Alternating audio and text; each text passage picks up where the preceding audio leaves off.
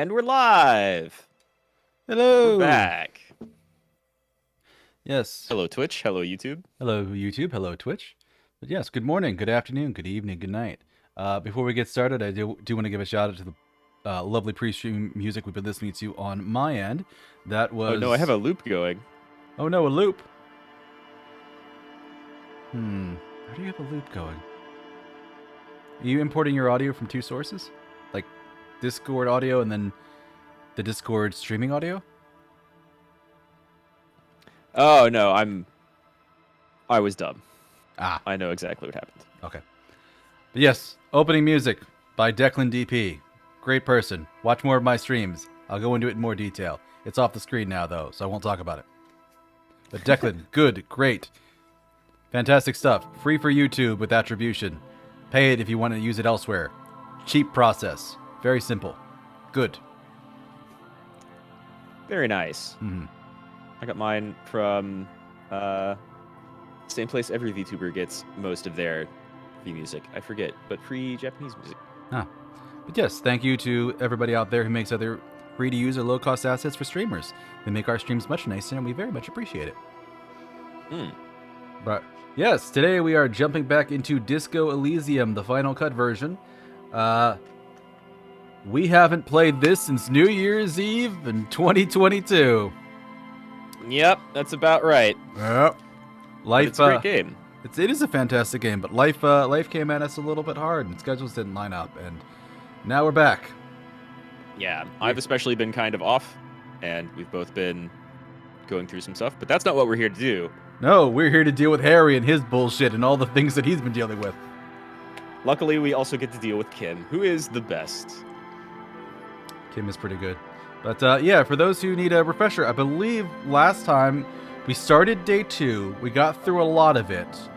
We did like all the side quests and all the missions for Everart. And then we finally got through quite a lot, yeah. Yeah, then we finally met the Hardy Boys for the first time. Who kind of gave us a lowdown on, yeah, the 7 of us totally hung that guy because he assaulted a woman. And then we're like, oh, you did, huh? So how'd we find the bullet in the back of his head? And also the 8 sets of footprints. And also the lady we talked to upstairs says that he didn't assault her at all and you're lying. Yeah, they were quite willing partners the way she tells it. Yes.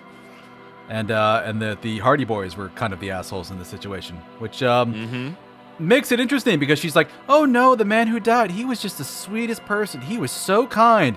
And like the rich lady on the boat's like, he's a hardened mercenary. He's here to murder them all. And we're like, okay, at least one person's lying, probably several.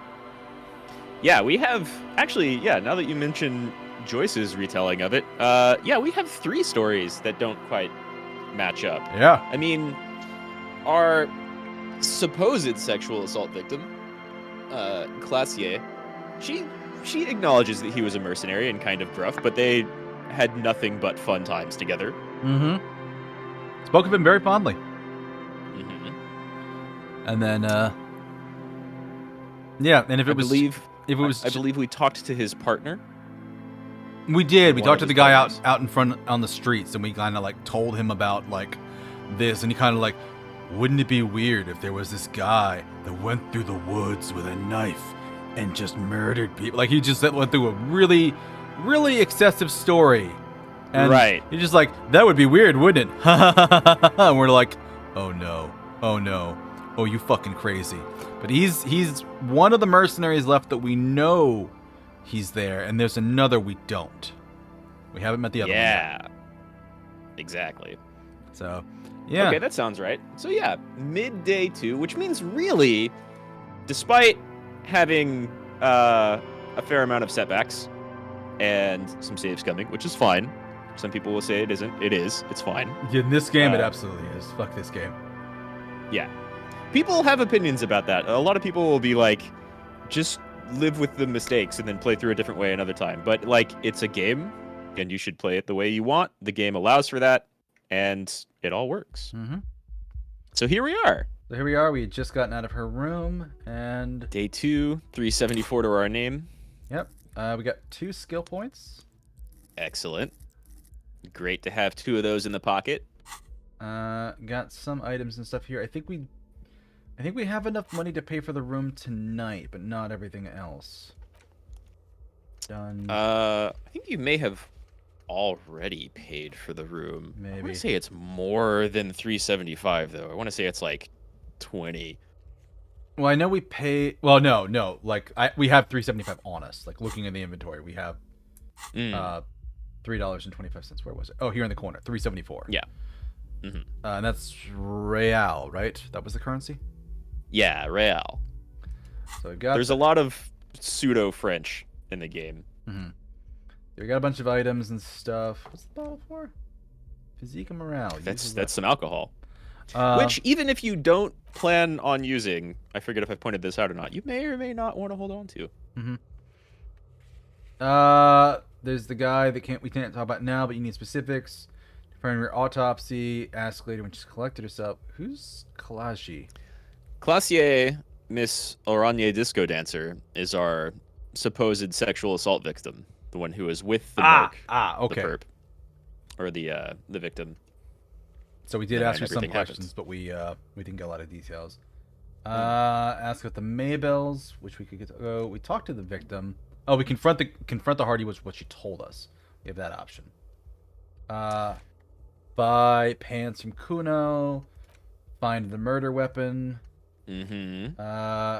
Keep asking Joyce about questions about reality or return later. She'll be here whenever you need info. Signatures forever for the thing. Find the cryptozoologist. Wash off the death smell. Oh, you haven't taken a shower or a bath yet. All right. Send the victim's body to processing. And Kim will go do it, but once he leaves, he's gone for the day. Correct. And the body's gone forever. So if there are ever some things that you want to do without Kim being there, it's a good idea to have him send away that body for processing first. And then there's just going over that first day's worth of quests. That's Tuesdays. That's today's. This is the first day's first worth of in the quests. list. Tuesdays. Monday would be first day. Going over Tuesday's list of quests are more active current stuff. You've talked to everybody super important, but it looks like you can go back to the Hardys to kind of confront them, and we may not have done that yet. No, we didn't. We definitely didn't do that. Okay. I believe that's because Kim kind of warns you, we can do that later, whenever you kind of wake up. Everard asks you to do some shady business, which is the signatures. The reality lowdown is pretty fun, because we don't know a whole lot about what's going on in this reality. Yeah, we can get info from Joyce about like what the world actually is. She may or may not wanted you to have like your badge and some other things first. But I think that's more talking about the body and stuff surrounding the murder. And then after 2100 hours, we can go back to apartment 28 to talk to that one person. We need to get karaoke to sing that. A sad song, specifically. Yeah. Find our way to the secret passage and the whirling. I forget which bit of the secret passage we found. We found the one in the kitchen. That's what we found. Okay. That door and is then not open yet. All right. Asking more people about the tattoo meetings. Okay. Who else has other access to the trash? But this might take a while, so probably won't know. Okay. Badge. Maybe you'll just stumble across it down the line. Miracles happen. Find your badge. I'm not missing my badge. I'm not missing my gun. Yeah. Lying over the phone is easy. Yeah. Call your station. Find booze and drink it. The rest of the armor, which we don't know where it is. And we never asked Kuno where the armor is, apparently. Yeah, sure. You only know about, I believe, the boots right now, which are still on the victim. Yeah. So we talk about save scumming. Sure. Save right in front of people before talking to them, or in the middle of conversations if you can. So let's go pick a fight with the Hardy Boys, maybe. Have at it. It's We're getting a little late into day 2. Yeah.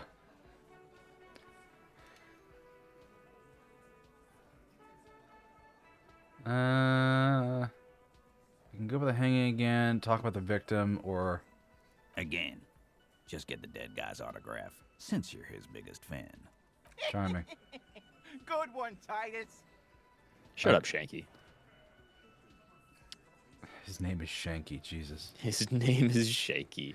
Yeah. So we asked all these questions. About fucking time. So it's probably Again? just the last question. Seriously, man.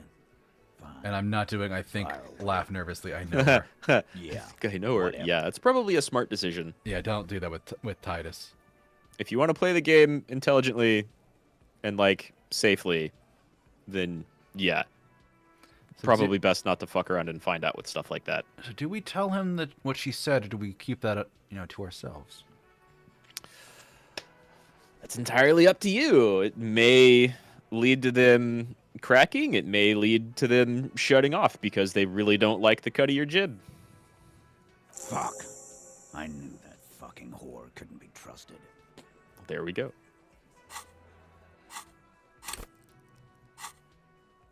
You've hit a nerve. Titus is furious. No, more than that. The loyal Titus feels betrayed. Oh, suggestion. Finally, my stat comes into For play. the record, Titus Hardy did not explicitly specify the victim as a whore, nor did he say anything about trusting her. For the Sure record, he he didn't. explicitly did both of those things. Yeah, he very much did both of those things. You're an excellent lawyer, Elizabeth. Thank you. You're a terrible person, though. She's shut up and stay out of duplicitous. this, Liz. He raped her. He was out of his fucking mind. You have no idea. She's just in denial, asshole. You don't understand the traumatic experience. She's shutting down. And She doesn't didn't fucking sound trust very me. shut down, did she? No, she sounded kind of just tired. Yeah, but very much all there. And Elaine at least seems decent. Also, it's been a week since this happened, too. So, like... Yeah, it's been. I Like, I forget understand exactly how next long, but day, at least a like, week. yes, like, shutting down the next day, but, like, it's been a week she's had... And, like, unless Harry's been bothering her, which she didn't act like we had talked to her before. At least not about this. Really. And I mean, you only ever talked to her in the very, very beginning of the game, in which you didn't say the thing that sets her up to be like, oh god, this guy. Yeah. But, okay. Yeah, she's So, crazy, yeah. you know. A crazy bitch. You know the type. She's fucked up. Kind of defaulting to like a lot of misogyny here when she seems really cool and collected, actually. Yeah, she seemed pretty lucid. She wasn't raped. The witnesses' statements were very clear. Thank you, Lawman, Ken. I'm at the end of my goddamn rope with you. I fucking told you not to push her. I didn't. And you went Exactly. and pushed her. I am gonna fucking... Hit you. Duck. Titus Hardy. Everard personally sent me to take care of this.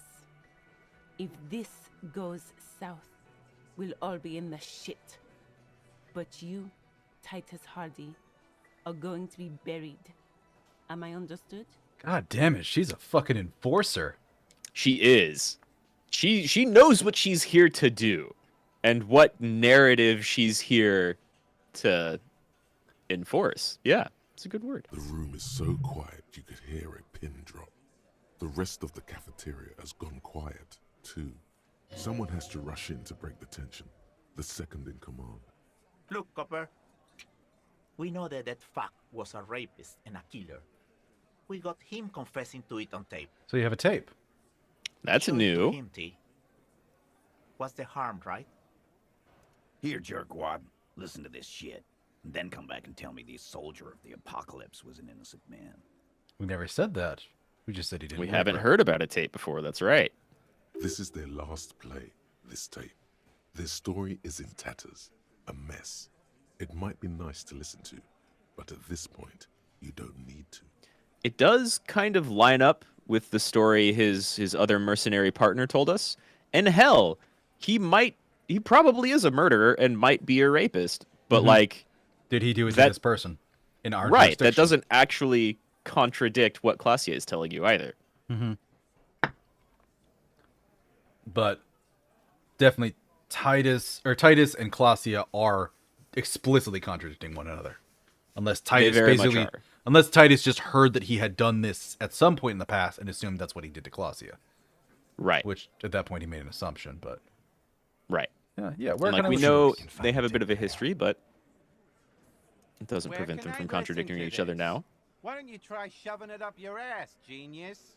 Yeah, play it with your ass, cocksucker. I'm sure we can find a tape player. It's not a problem. Your room had one. Or maybe it's too broken.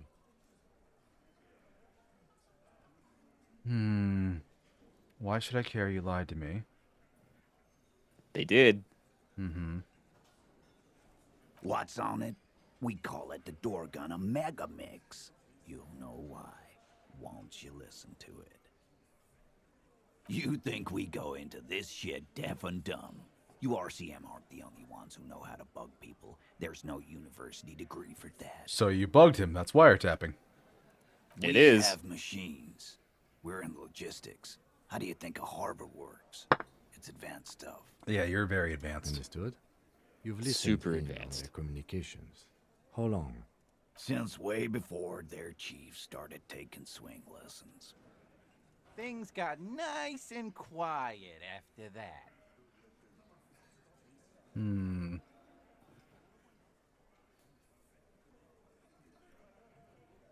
It's not advanced.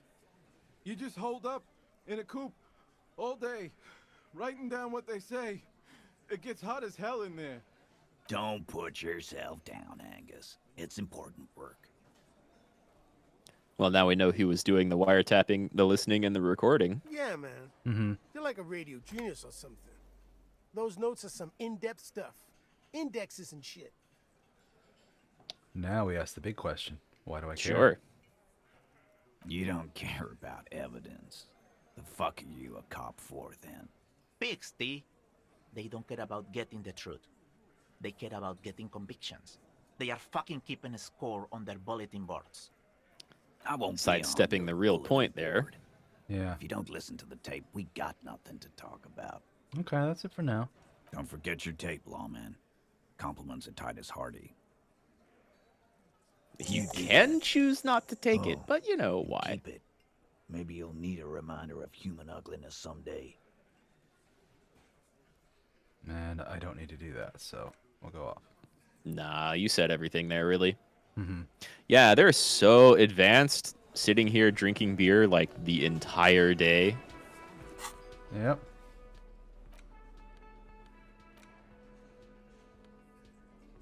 Recording on the Mercenary Task Force radio communications recorded via de-encryption station.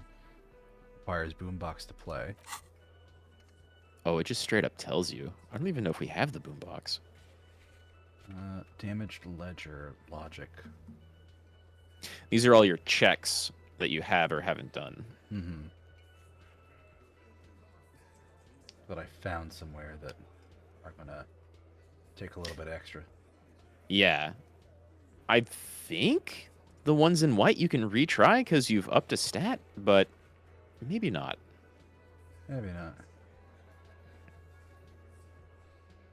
Well, you have to up that stat, or is it any stat? You have to up the specific related stat. Yeah. Okay. Like that damaged ledger, you would need to put a point into logic. Yeah. But because it's white here in the menu, as opposed to like set of tracks or abandoned lorry, I think you may have already bumped logic. But that's a lot of different stats to be white and already raised by one. These are found white checks. Those on white are available for you to try now. It says here at the bottom. Maybe you just tried or found them and never tried them, as opposed to like failed and then needed to re-up a stat. Because I don't think you've put any points into electrochemistry, like for the mirror, for example. Yeah. That seems right to me. I remember a lot of details in the general story of this game, but it's been a while since I've played it. So I'm going to get a couple of things wrong, and I'm trying to not spoil anything. It's past 2100. It is past 2100. You may have someone you can go talk to.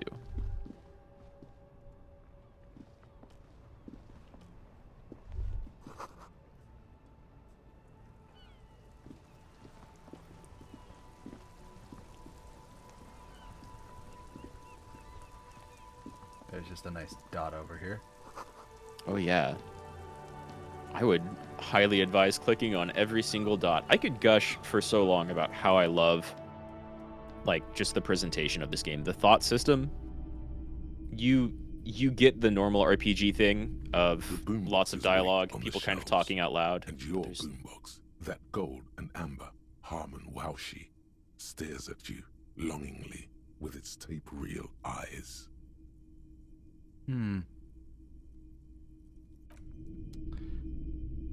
Here's $12 for the boombox. Yeah, or which I you don't... could. No. I could ask. I mostly just wanted to be like, I remember there being a boombox there, and there is. It totally is. My thought is, since Joyce was so willing to help us out with stuff and be cooperative, go to Joyce and get money. If she's still willing to be able to give it to us. She might be. I think she gave you money once already? She did, and it was for the room. That's how I paid my debt to sleep there that night. Yeah, okay. Okay. I honestly don't know if she'll give you more money, but she might. That's worth She asking. certainly has it. Yeah, she totally does. worth She asking. gave us, like, a ton of it. And how is it that we got upstairs? I think it's... There's either a door in the middle here or it's in the upper left. Oh, right. It's like a different upstairs thing. Yeah, it's like over here, I think. You might be right. It's definitely not that room to your left. Yeah, because I can't even access that.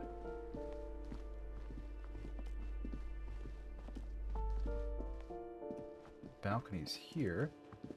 Yeah, that's bound to be it. Yeah, there we are. 2 immediate thoughts.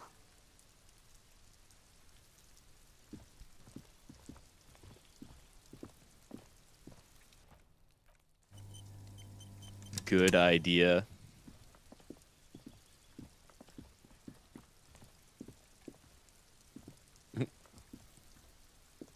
Gendarmerie, you found me. All right. And his shirt is still unbuttoned. Found the key under the stone. Beautiful. So tell me, are you here to make things right again? That's what I'm aiming for. I'm trying not to screw anything up. I'm trying to make them spectacular. Which, hey, pretty good answer. He might like that or ignore him. Must be boring. I'm mostly giving boring answers. Beautiful. I have some good news for you. My Sunday friend is visiting me tonight. I told him about you and he'd like to say hello. Step in. He's already waiting. Why do I want to meet your friend? Trust me. You do. Maybe he's the witness? Or they're one of the mercs. Or the other merc. Oh, yeah. It could be a trap. Well, You we have somebody else. Like, there's other people, yeah. But yeah, talk to me. That's nice, but I don't have anything to tell you. It's my friend you're looking for, not me. He takes another drag of his unfiltered cigarette and looks around. It's getting dark, and the neighboring windows have lit up, one by one. Downstairs, a cat crosses the yard, disappearing into the bush. Besides, I've got to run. He's going to leave you alone again. That's sad. Something tells you you're never going to talk to an individual this cool or mysterious ever again. Your stats really like this guy. I mean, they're neat, but yeah. He's got a cool unbuttoned purple shirt. Go if you Hanging out, must. I just don't taking a care. drag. I don't care about people leaving me all the time. That's so fucking, that's so tsundere. It's tsundere. It's extra dramatic. But I just found you again. I like that one. Just look at it. It's nice. It's a beautiful night. Who's going to stay in on a night like this? He's right. Only losers go to bed early.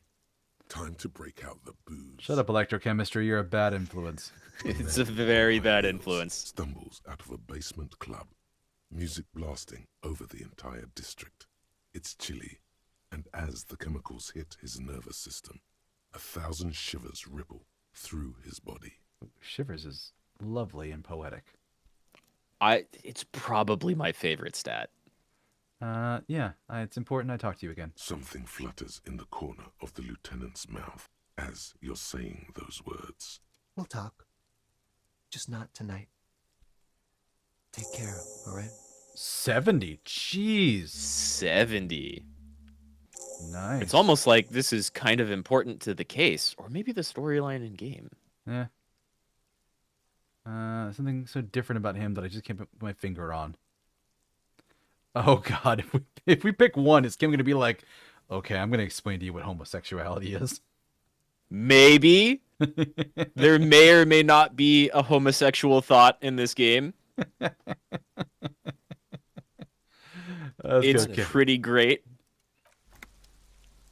It's actually great in like how inconsequential it is. But it is there to explore. Empty ashtray. So he doesn't smoke in home. Dishes soaked in the pot. Flyers.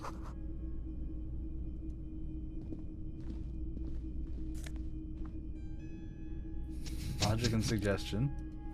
A rice paddy hat. Yep. Canopy bed made out of metal.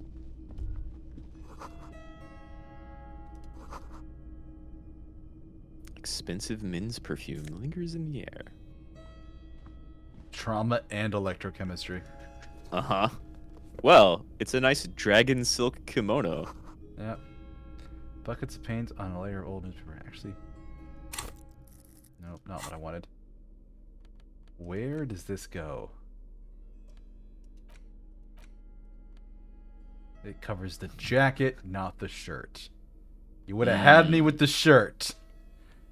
The jacket. To lose one logic.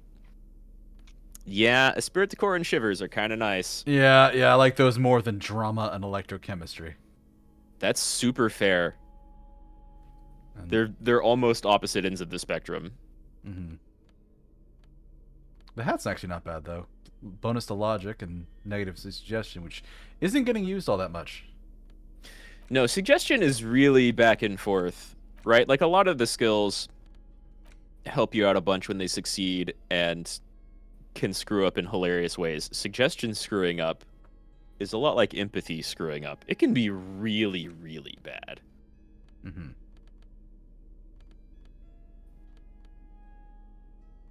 Also, like, do you really want to walk around with a rice hat and a kimono? I mean, I saw it in the quick look on the Twitter things where I think it was like you and normally, and then like day 2 is like you running around with a rice patty hat and Kim chasing after you. So yeah, you totally can. Some people may not like it. I love that quote. Moderacy, even in all things, even moderacy itself. Mm-hmm.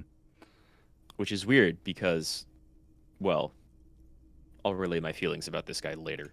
Okay. His hands are clean and well manicured. You'll see. This is a man who knows the importance of appearances. And yet he's in this place. My name is Charles Vildrouin, and I am an official with the coalition government. I work for the Institute of Price Stabilité on assignment from Sur-la-Clé. Price stability?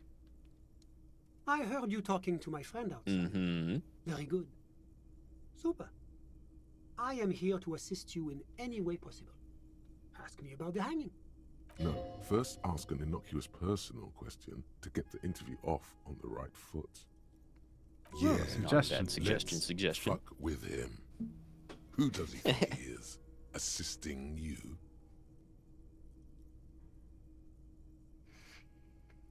And Half-Life thinks that we need to do that. Half-Life likes messing with people, for sure. Even you. I think you get 2 extra options because they both chimed in here. Yeah. Yeah, let's ask him about the robe, just for curiosity's sake. Oh, we got it from an atelier in the East Delta Commerce Center. Personally, I think it's a little culturally insensitive, but the material is great. Sadly, the shop is now out of business. That's really all I can tell you about it. What was that? You were supposed to fuck with him, not compliment the decor. Be quiet, The Half-Life. lieutenant takes out his notebook and nods to you to proceed. So, what's an official like you doing in Martinez? The coalition is only looking out for the price stability. Inflation is a killer, like a heart disease blocking the normal circulation of the economy. It must be controlled. The economy impacts the entire international community, which is why it requires international oversight. Okay, but is that what we really asked him? We're asking what he's doing in Martinez, which he kind of Sort of answered. A little.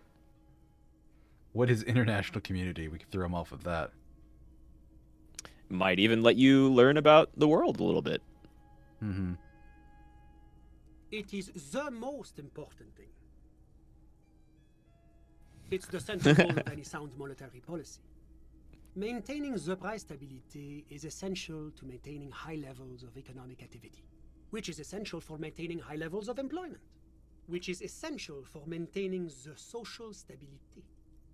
Basically, it makes sure the price of bread doesn't change. Précisément. Too much inflation, bread becomes too expensive. Too much deflation, it becomes too cheap for bakers to produce.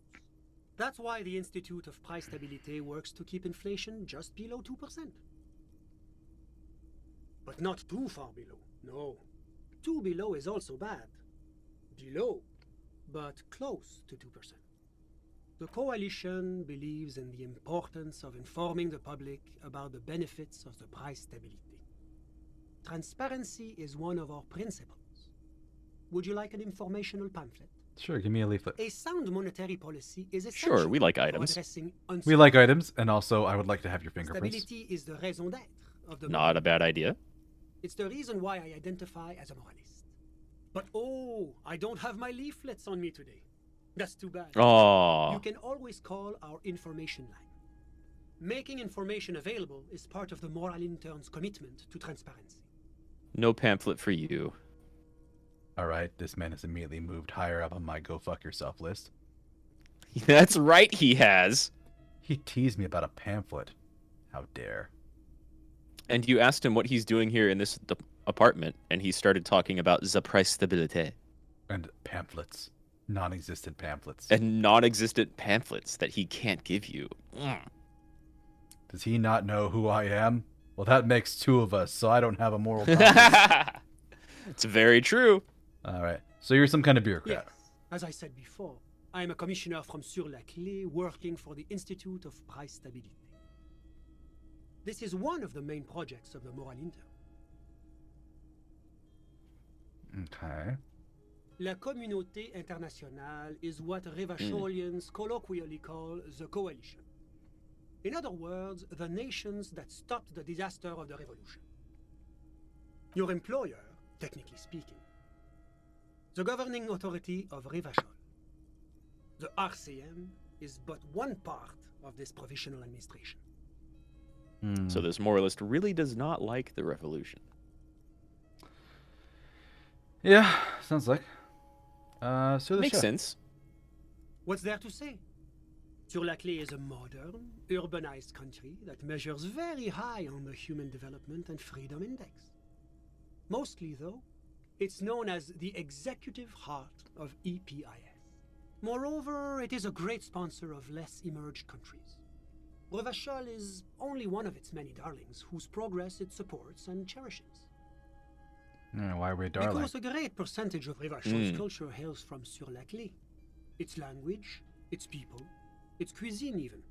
Or at least in the downtown La Delta area. Jamrock and other parts of the international zone have been mercifully spared of Sur-la-Clé's love for meatballs and mashed potatoes. Oh, perception.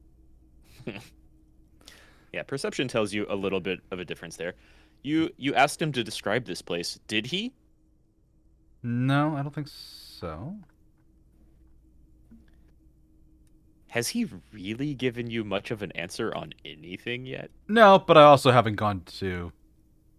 That's true. I haven't, like, gone to, like, why are you here in the apartment? And it's like, talking around things, yeah. It's very much talking around things. That's super fair. It's the International Organization for Moralists. Hence, Moralist International. The Institute of Price Stability is just one of its many mind babies, as is the Coalition. So what I'm hearing is we're moral intern bitches, huh, Kim? Yeah. That's your one option, or moral intern's okay. That sounds all right. There are more nefarious powers to work for than the moral intern. But of course. Am I a moralist? Am I? Yeah. I'd love at least 50% of the options in this game. Because moralists believe in a normal, stable world governed by democratic values. Martinez doesn't seem very normal or stable to me. Martinez? No. Martinez is something else. What about Revachol or the rest of the world? Revachol is generally difficult.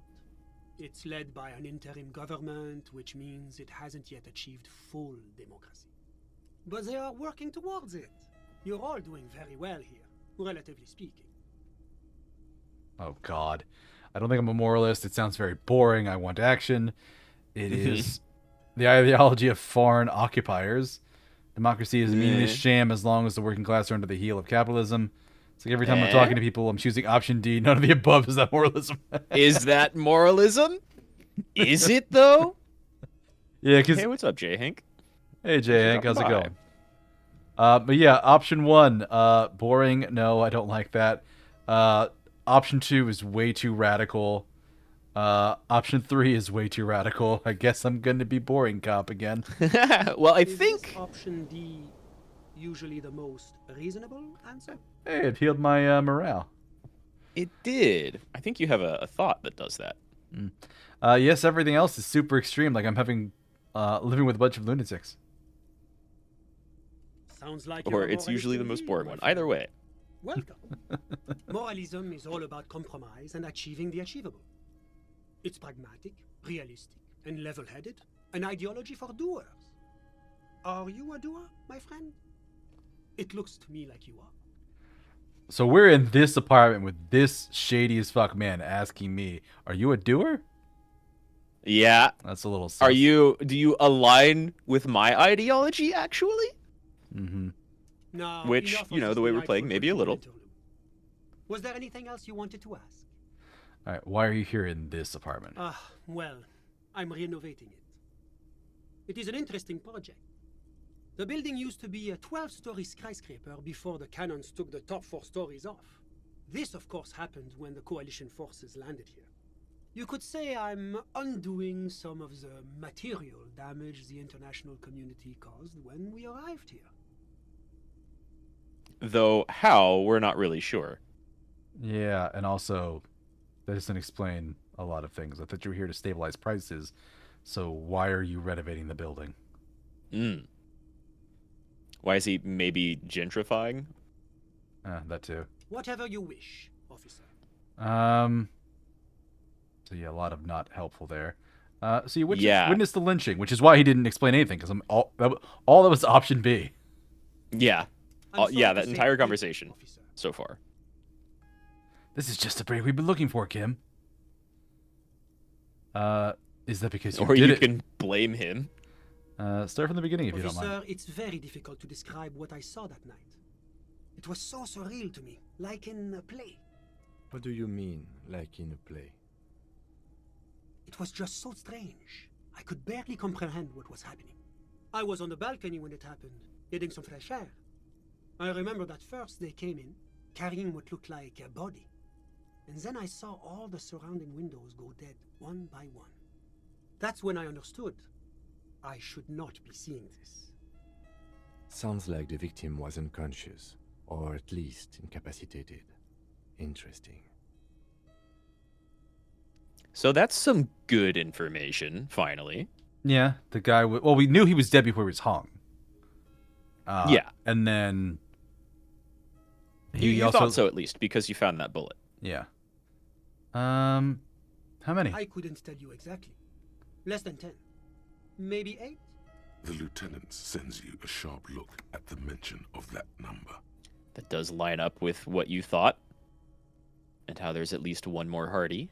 Mm-hmm. Were any of them really big? That's a giant you're describing. No, they were all quite human, as far as I could tell. What happened next? Inside. Yes, back inside. Keep yourself safe from the killing. Were you able to see anything from inside? Officer, the yard was pitch black. There was nothing to see, but I could still hear their voices. They were threatening to kill that poor man. I don't care about the ethnicity, but I do want to know men or women, because the only Hardys that were there were all men, and the missing one was a woman. The lady, I the think lady that's been driver. mentioned already. The lady driver. All men. The lady driver's been But mentioned, again, sure. I couldn't see very clearly. We were asking about their voices, buddy. And he said he heard them. Fairly certain the lady driver was present. It's There we possible, go. officer, but I cannot say with certainty. It was very dark, you must remember. What if... Okay, but you don't see voices. Yeah. I believe they were mostly white, though I believe I saw 2 Aeropagites among them. And I am quite certain that one spoke with a mask. Whoop. Phone. Yup. It happens. Speaking of which, where's my phone? It's buried somewhere. Oh god. It disappeared. Well, it'll yell at me later. What happened Well, next? that's the strangest part, officer. Nothing happened. It was oddly quiet for a public lynching. Which means the guy was dead because he wasn't struggling. Eventually, Yeah, the another shots actually died down, important point. That was all.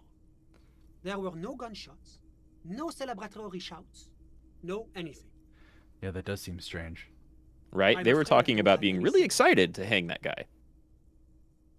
About what time was all this happening, approximately? All I can say is that it was late. You didn't check My your watch?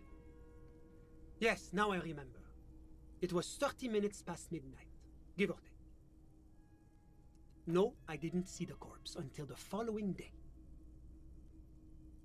It wasn't a complete waste of time. Yeah, thank you for your time. Of course. We got some Anything information I out of can that. do to assist the RCM. That was only 10 XP. Curses. Still, 3 points to play around with, whenever you need. Ah, my friend. My friend is a good young man. His family immigrated here from Kedra, and life has not been easy for him. But he understands the importance of education. He has taken his future into his own hands, and that's all that matters. What's Kedra? Kedra is a candidate member of APIS. But, between you and me, their potential membership is a more contentious issue. That it's never going to happen. They entered negotiations in 21, and it's been pending ever since. What is this EPIS thing? Yeah. Or more about EPIS is a Kedra. very special program developed by the Moral Intern to support certain Occidental nations. It began as a unified system of weights and measures, which proved to be a wild success.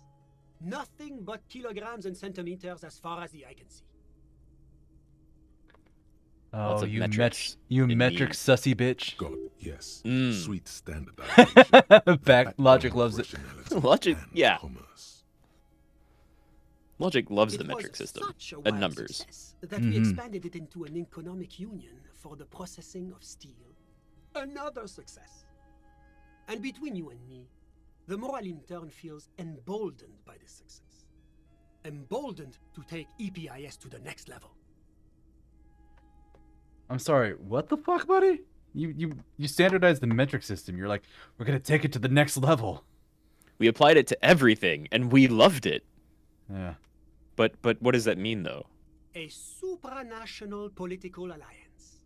The United States of Occident. Is that going to be like here, though? You mean Revachol? No, it's going to have transparent democracy. Sussy.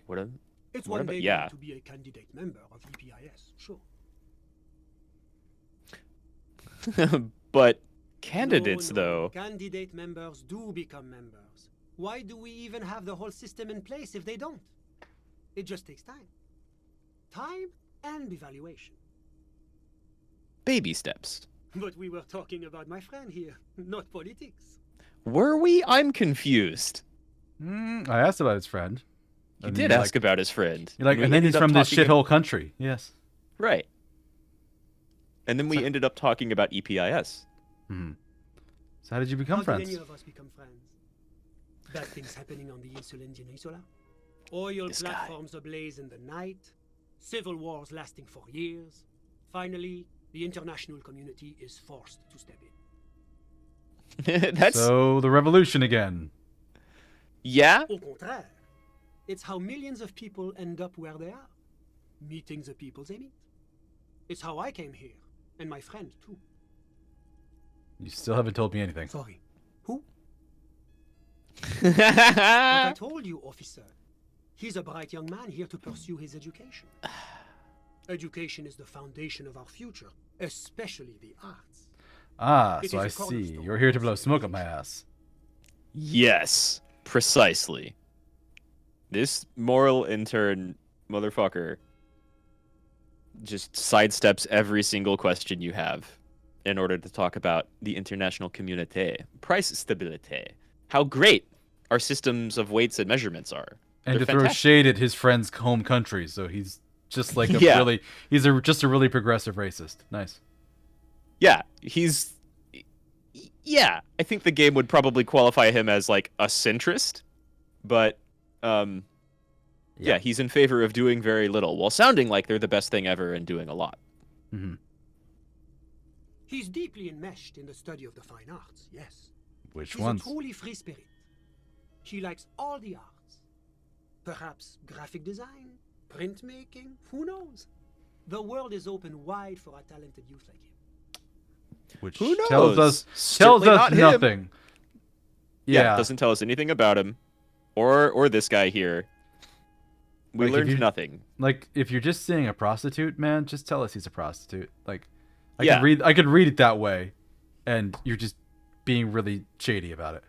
Right. Okay, he's great. How? Well, the arts. Oh, yeah. What does he do? Oh, I don't know. You know, art stuff. I don't know. He fucks around with art. Yeah. It's great. That helps the I'm price just stability enjoying and the development of the nation. Oh my god. How? No, we asked. I made comments about like, look, if you're just having sex with a gay man, it's fine. And just like, Yeah. what are you doing here? Oh, I'm just enjoying the view. Listen here. Yeah. What fucking view? It's getting or past dark. You're probably staring at a brick wall outside that window. The baby is crying in the neighboring apartment. No, listen. The Insulindian Bay. What about it? This place used to Okay. be a luxury accommodation before the revolution. Apartments, of course, were much bigger then. A few walls have been added here and there, leaving some of the tenants without a private bathroom or a kitchen. But the million real view stays. You can't take that away. My friend comes and goes. I'm sure you'll see him around. He's a busy man. So tell me more about what you're doing here and about your friend. Isn't the view great? This place is kind of a shithole, man. I don't know if you've noticed. No, the ocean over there, not the city. Not the other stuff I've been talking up. Mm-hmm. Great. He Narcissistic, pompous ass. Lovely. Yeah, he's very much up his own ass. I'm all ears, officer. I think you've told me A everything you moment. can. Officer. I've given you several moments. I've given you an hour. We talked to that guy for like 45 minutes. I'm afraid And we what won't did have we the chance to learn? Speak again once you leave. And why can't we talk later? It's against diplomatic best practices for an official in my position to be discussing murders with local militiamen. Like he's already been doing. And I'm pressed for time. After you leave, I should be leaving as well. That's not the real reason he's so apprehensive. Men in his position shouldn't be seen walking around in underprivileged young men's apartments in the middle of the night. Yeah, logic's got it. Yeah, logic knows. I'm not going anywhere. I just want to take a look around in this apartment. Yeah. Sure, go ahead. It's a beautiful space. Let me know if you have any further questions. So yeah, you talked to that guy. Oh, this is good. Complete thought, yes. the little guy gets smaller and smaller as you rise above the dollhouse world. You see him out in the snow on the streets, in the shop on the corner, and finally in a matchbox house. Sitting by the window, white flowers on the windowsill. You can smell them from up here. It's awful. A white morning, a modern death, divorce, or something similar. All you can do is put more distance between you and him, make him smaller, make him less you. Check out those bonuses. Bonus zoom, all learning caps raised by 1 for Motorix. Nice. Both kind of cool. You got a thought that lets you zoom out the camera more. Because talking about the little guy getting smaller and smaller. And it also raised the cap on a whole set of skills, so. Yeah, all Motorix, which is it's pretty nice. So yeah, we talked to that guy for 45, 50 minutes. And what the fuck did we learn? We learned that, like, it was dark that night. There probably were there was at least one more hardy person there than we thought, but they weren't being loud and boisterous about it until after everybody, like, shut their windows and looked away. They wanted people to hear that they were doing a lynching. And then you also ask this guy about his friend and why he's here and about the world and everything else. And he can do absolutely nothing but talk about economics and how the moral intern does baby steps. And this is good for everybody, even though it clearly has not been good for Revachol. Yeah, very true. All right. Well, I've got 3 points to play with. You do. Okay, let's quick save and then hard save.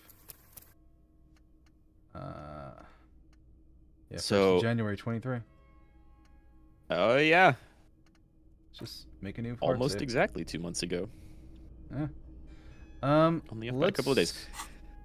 I want to try and get open the ledger of failure and shame. Hatred. Sure, yeah. Failure and hatred, because it's -2 authority, which it should be more, but yeah. I think that's, only while you have it equipped in your hand. True, yeah. But I still want to try and get the ledger open. There's stuff in there, absolutely. I'm sure there is. Real quick, that dude is one of my least favorite conversations. Like, I love the way he's built, right? I love the way that conversation goes. But it's also, like, one of the most annoying things. Because he can't directly answer anything. He has to talk through, like, centrist bureaucrat economist brain. Yeah, he's pretty awful. It's the ledger you found in the trash. A cabbage of papers hanging from the board, with the permeables drawer inside. Oh, I could try it's it again. Barely held together by a clip. Yeah, it's to view all your case files. Smell of urinal or cleaner. maybe put them in order. Yes, at last, you find a way to piece them together using the alphanumeric code on the margin. HDB 41, date of initialization and time of arrival on the scene, followed by the title. For example, HDB 41120117000, the next world mural. Harry Dubois. Precinct 41. B41, okay. Why, yes, your precinct number is 41. Oh, HDB is Harry Every Dubois. last alphanumeric in the files begins with it. And these are your case files. It's safe to say HDB are your initials. Harry Dubois, HDB, still feels Does like fit there's rather well. something missing from that. Though Inland would like to disagree, at least in part. Yeah, it's incomplete, yeah. Next world mural. This one is relatively easy to reconstruct. Overnight on 1202, a graffito, nay, a mural, appears on an 8-story tenement overlooking central Jamrock. The building is a sparsely inhabited ghost tower. Which we've seen this, but we haven't been able to piece it together yet. Called Grand Yeah, Cordon. so I think you've seen these, and I'll go ahead and say that, like, this is very similar to books you can read, except they're all your cases. They spend a lot of time, they tell you a lot about Harry and what's going on. But if you would rather not spend time because there are other things you'd like to do, it's maybe best to look at them later. That being said, at this time of night, I think the only thing that you really have to do right now is like talk to Joyce. Could do that, yeah. Because we're nearing the end. Obviously, send Kim off with the body too. You could also send Kim off with the body, which you may or may not want to do right now. And yeah, I don't think there's too much left on day 2. I don't think. I'll take another look once we finish this particular mural thing. Yeah, a lot of these are pretty great. The mural is enormous. 2 silhouettes, a man and a woman, are kissing. The text cut into their form reads, "True love is possible only in the next world. For new people, it is too late for us. Wreak havoc on the middle class." Wreak havoc on the middle class is an interesting thing. People call it that thing and that fucking thing. It's visible for miles. In 2 days, the station's complaints desk gets clogged with requests to remove the bummer. You and your partner are assigned to the case. The graffito crew is easy to track down. Only the bell lectures have the literage of industrial paint to cover the surface. One of the graffito artists is rumored to be rich. They take responsibility for the execution, but not the design. The ideologue of the Next World mural, as the crew calls it, remains an unknown. The case files do not show you finding the author of the design. The crew agrees to clean up after themselves. However, your partner, JV, is against the removal, citing public support for conservation. This leads to a debate in Precinct 41, which then spreads to the streets of Jamrock, ending in a rare plebiscite organized by you and the rest of Row 3. The 9,000 people subjected to the mural's message, all of Lakeside, Central Jamrock, and Villalobos, plus half of the eminent domain, participate in the vote. Although the case begins with what appears to be a lot of rambling on the streets as to how juvenile and stupid the mural is, given a choice between 2 options. Which one would you pick? A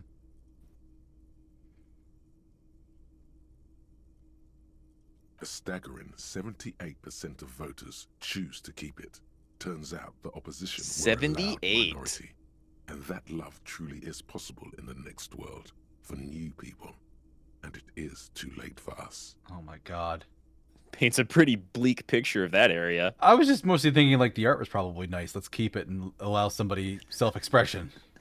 But instead, nearly 80% agree that like, yeah, that message is correct. The shit sucks. Yeah. We're doomed.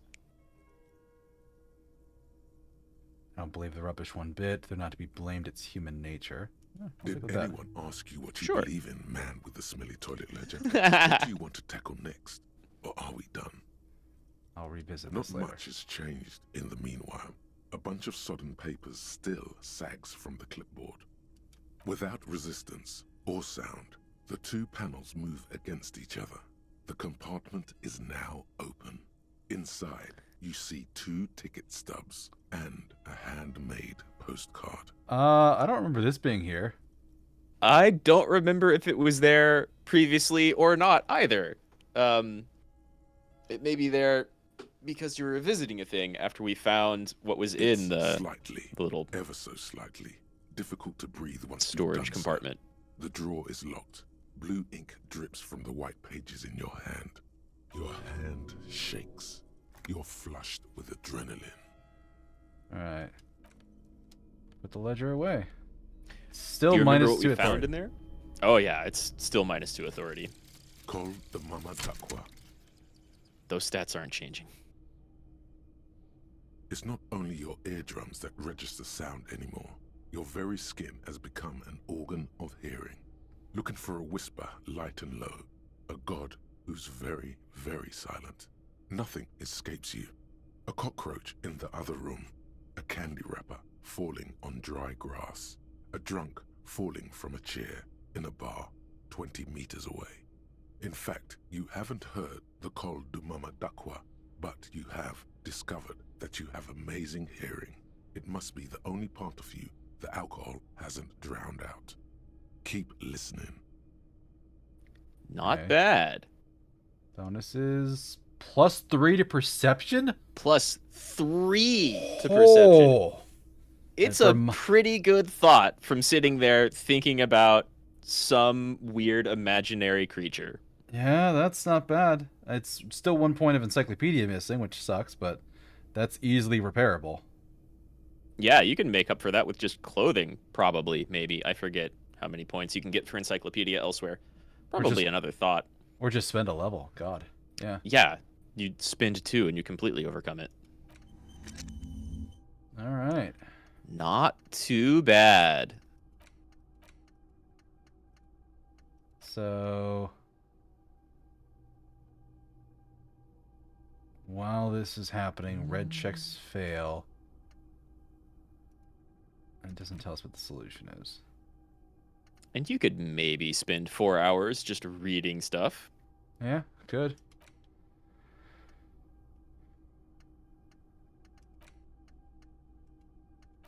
I've got the skill points for it. You do. 3 open spaces. I forget. I think more than 3. 4 now. Well, it's this one here, and we can unlock these 3, and then this one, last one up there. Mm-hmm. So it's 5 left. Yeah. Yeah, okay.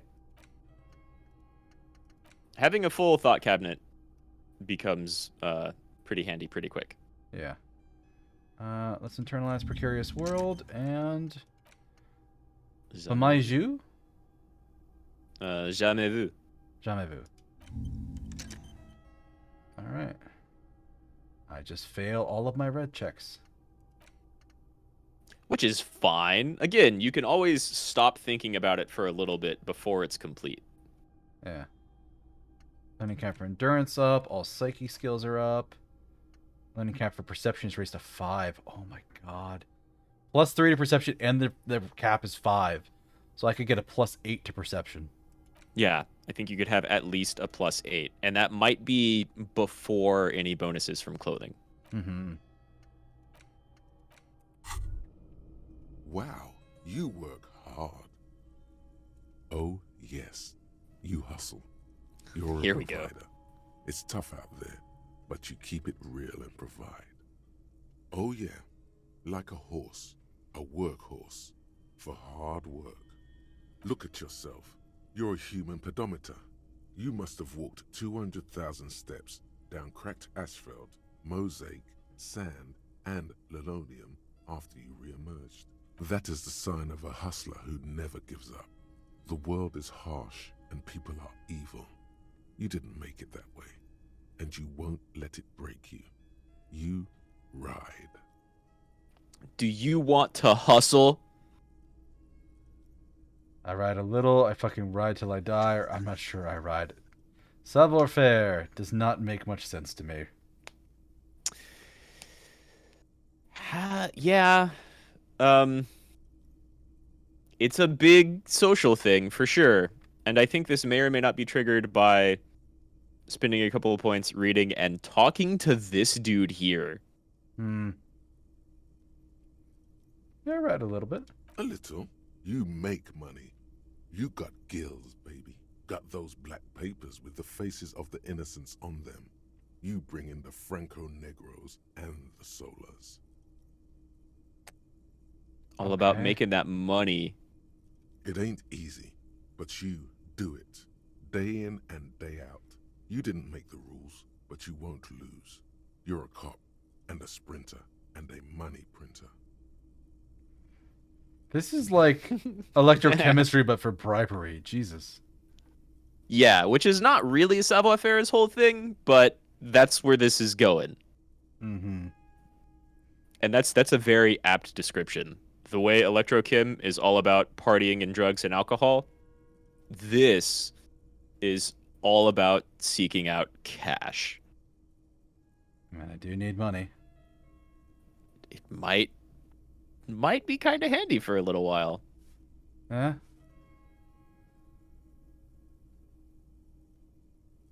I take that Oh, right. yeah. You took that bribe hard. You're a killer. He did. Yes, he did. And you took it. took it and put it in your pocket. Ka-ching, baby doll. Officer Hustle riding shotgun. You didn't log that in as a donation either. You don't log any of that shit in. You're a straight rider. God, savoir-faire. Sure. It knows. Sure. And It's has it been keeping easy? track. Is life easy? Have you not gone into cardiac arrest? Are you not about to have an anxiety attack or shoot yourself in the mouth? But you still hustle 24/7, ride or die. Now, ask yourself, are you rich? No, I am actually not. Not at That's all. right. You work harder than anyone. You almost rode yourself to the grave, and you're still practically a hobo. Why is that? Dark guy riding my ass. The system's broken. There's a market for corrupt cops out there, but the immigrants. No. Yeah. Fucking wow.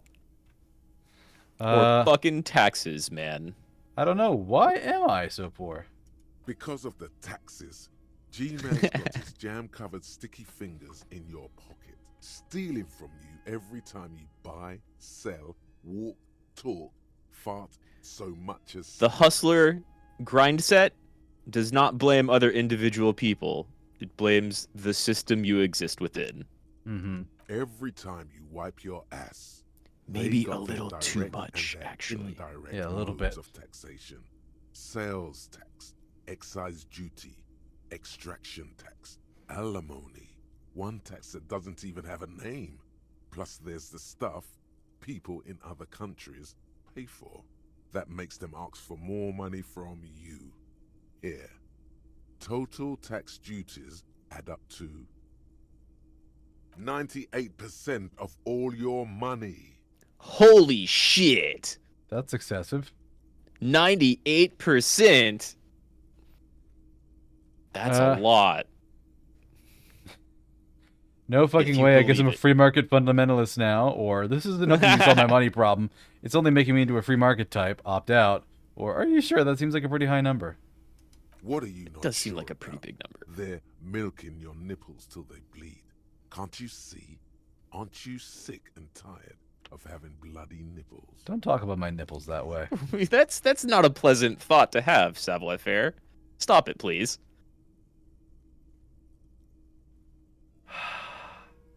So yeah, the free market thought.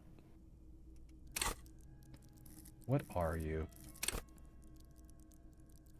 Stunned with immense Panache. panache. You even have a -2 from items, and it's still piping up with this thought. Yeah, I'm gonna opt out on this. This is weird. What are you, a racist? Don't be. Why? Be a cool immigrant, ultra-liberal free market advocate. Ride or die.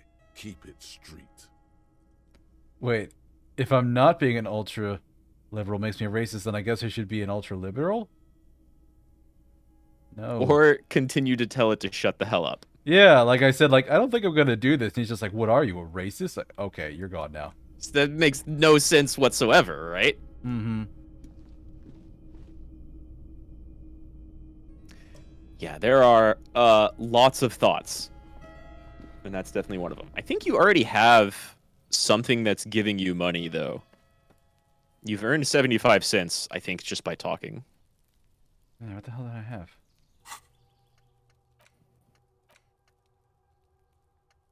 Kingdom of Conscious, maybe? No. Huh?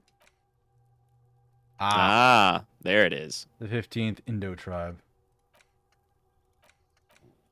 Yeah, there. And honestly, that thought was one of them, but you don't actually need it. There are thoughts that will just generate money for you based off of, like, choosing a specific type of dialogue action. Hmm.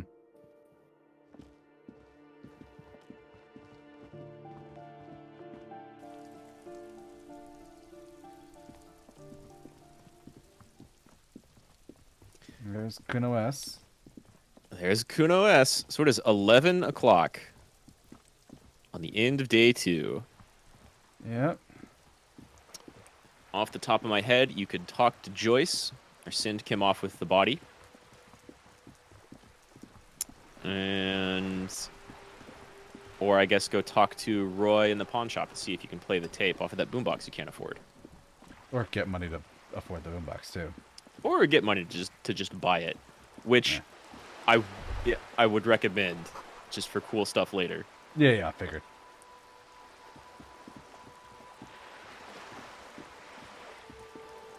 Alright. Oh, this music is so nice. I love the soundtrack to this game. Oh, hey, you got that White Morning Thought. See how far out you can scroll.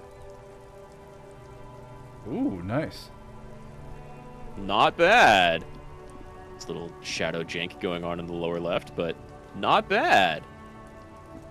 Not bad at all.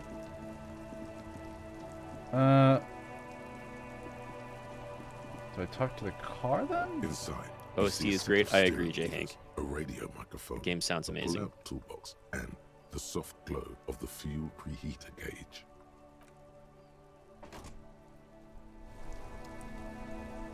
I guess I talked to Kim to get him to go. Yes? I think you examine the corpse. Okay. I think.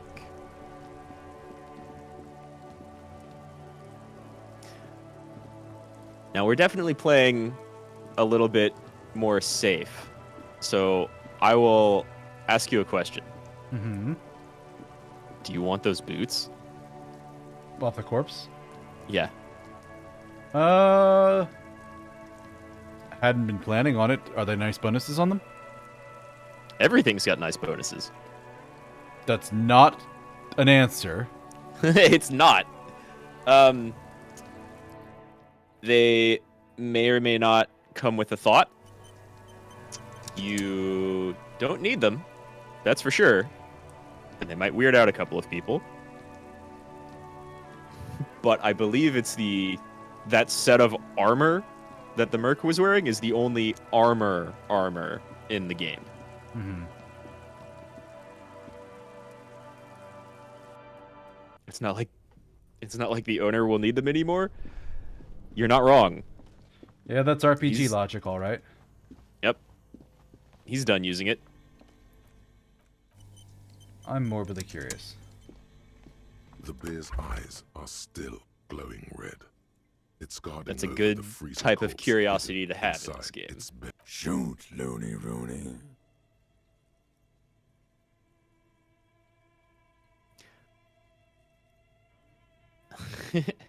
I didn't know that you could ask it about being in the fridge. It's 5 XP to ask the corpse how it likes in the fridge. Nice. Hour. You're a genius. Do I remind you of someone?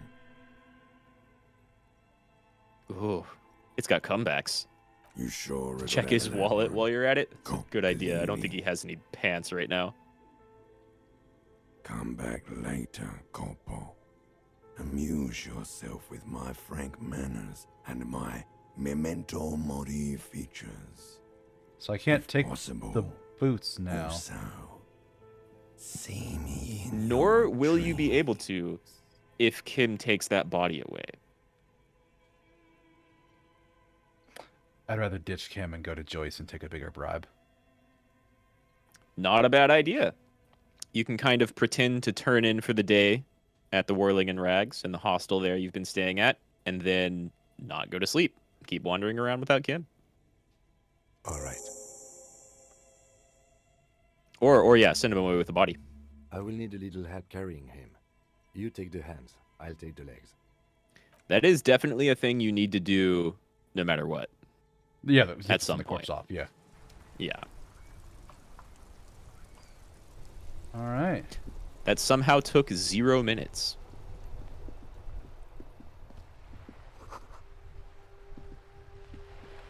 There's something down there. I don't know what that's pointing to, if anything. It might just be you have a lot more of these yellow dots because perception just got a +3. Yeah, that too.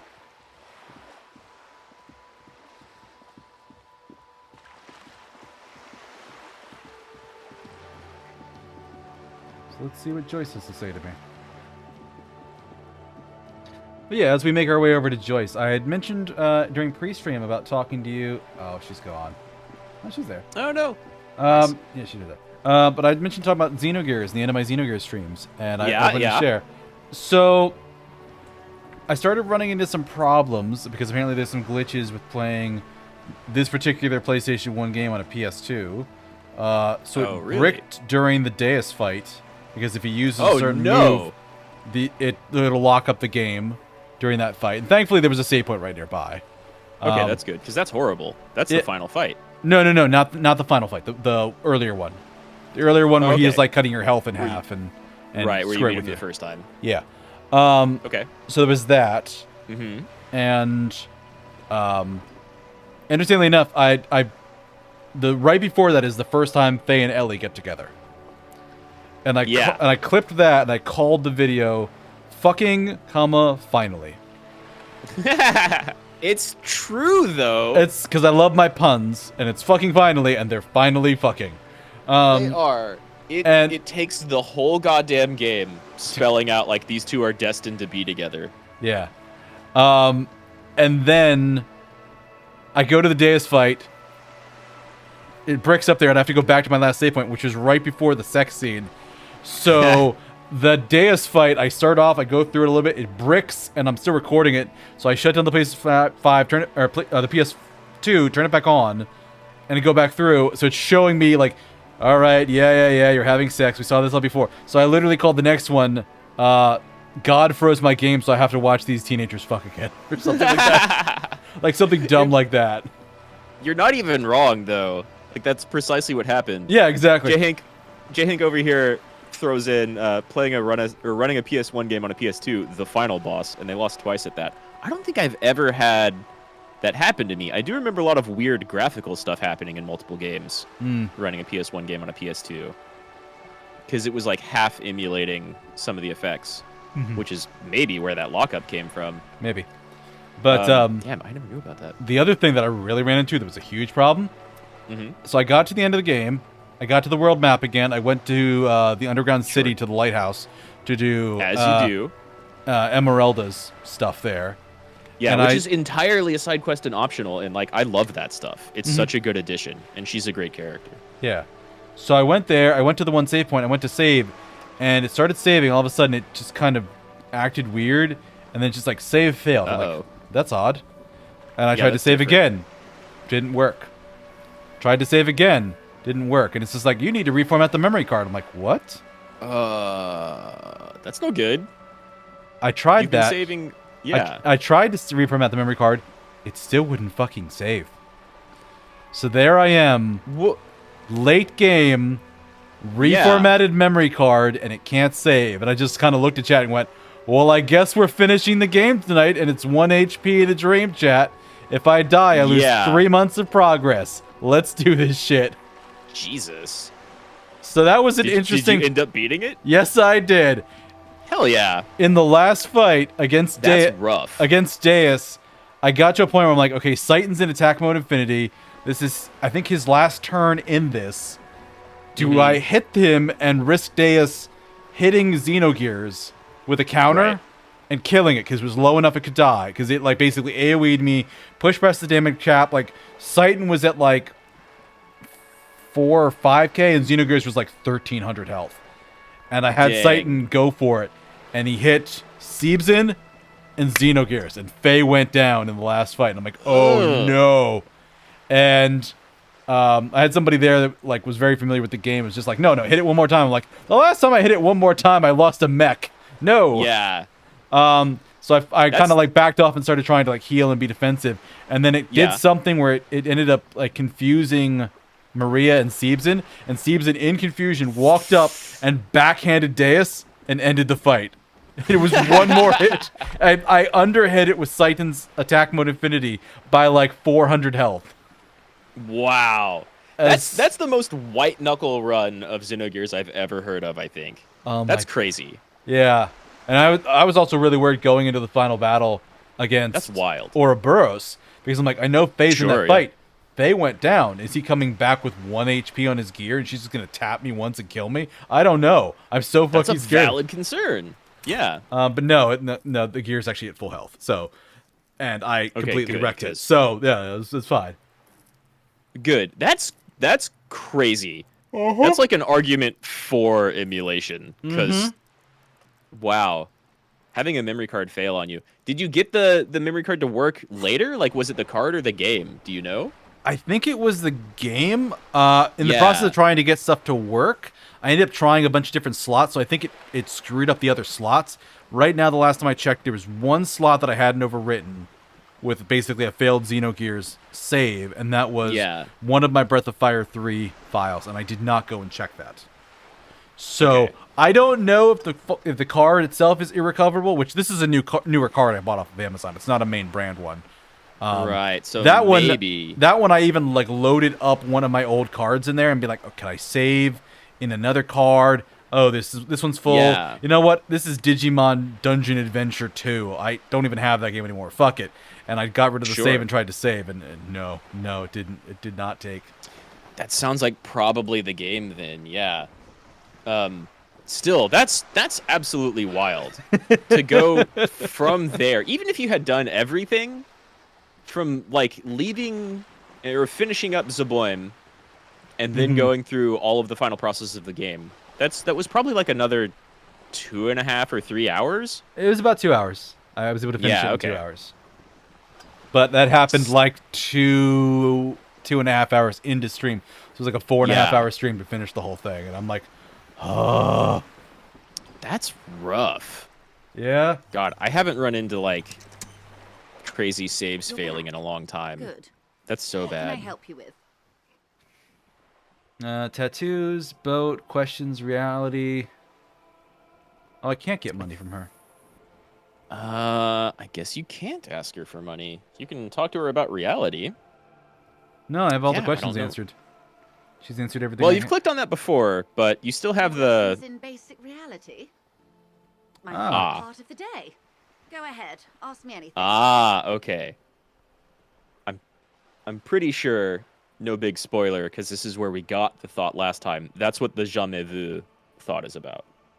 Maybe. Glad to have been of assistance. The little that I know. I fear I've told you all I know. Is there anything else I can help you with?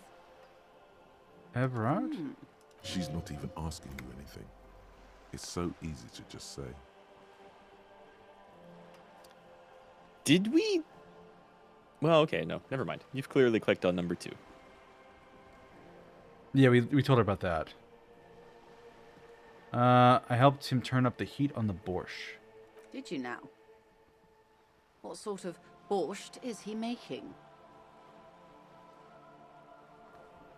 The strike brew. That's a classic. And by turn up the heat, I presume you mean put more alcohol in it? Yeah. Why, if I may ask? That's exactly what happened. Why make them more drunk? Aren't they corked enough already? They don't seem like they're entirely sober. Sure. Don't want to do this. Don't want to do this. Fair. And then the other 2 are kind of lies. Well, yeah. Very curious. A very curious thing to do. What else? You've told her about everything else. Of course, Detective. You can always drop by later, should something come up. Now, what else can I do for you? Yeah, it's not helpful. Yeah, I can't get any more money from her. You can't. You could read case files until you have that thought complete. Good. I also got. I think I bought That's an option. one book for Ein Hallerman. Oh, yes. There's multiple of those.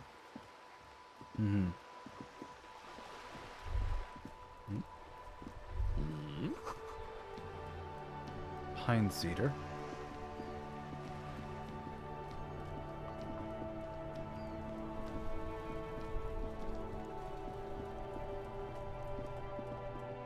This late in the day, I think a lot of people are kind of gone.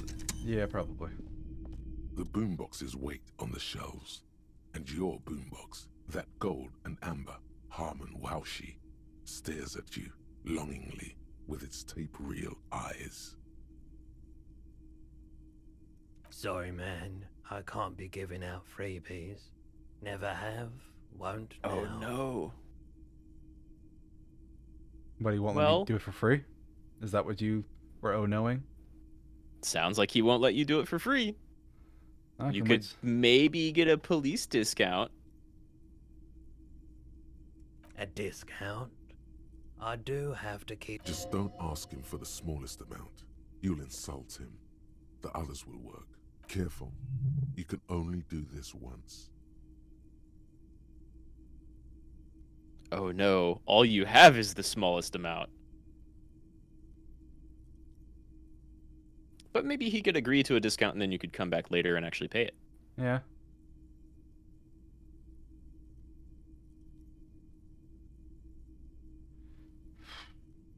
Actually, yes. Let's. 8 is an even better number than 12. Even more internal balance. Better integrity, too. So he doesn't care. He likes the number 8 more than 12, and that's his own internal logic. All right, so I have a discount for it in the future sometime. Mm-hmm. Not bad, not bad. Saved yourself 4 real. What are you? Oh, hey, great thing. Ooh. 10 more real. Butter sign down. A couple of indicator lights are missing from this control panel. Loose wires dangle from the now vacant holes. In the middle is a lever. Beneath it, a small metal plaque. This panel usually closes the water lock, turning it into a bridge that lets you cross the canal. But there's a crashed salmon and butter sign in the way. Pulling the lever probably won't do anything. You pull the lever all the way up until the metal clicks against the contact pins. You hear a soft clunk. Then, nothing happens. Nothing happens. A cold gust of wind blowing in from the sea interrupts the silence of the situation. A spring brings the lever back to its original position. You still need to close the water lock to get across the canal. Some other way. Wasn't there a sign even tells you that the when. same functionality will be restored on Wednesday morning? Okay. So not yet, but pretty soon. Mm-hmm.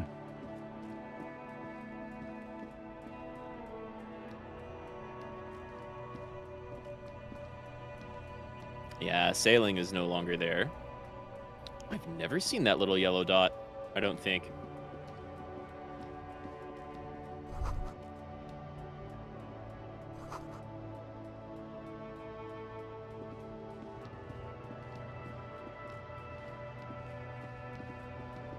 There's just so many tiny little touches all over the game. I love it.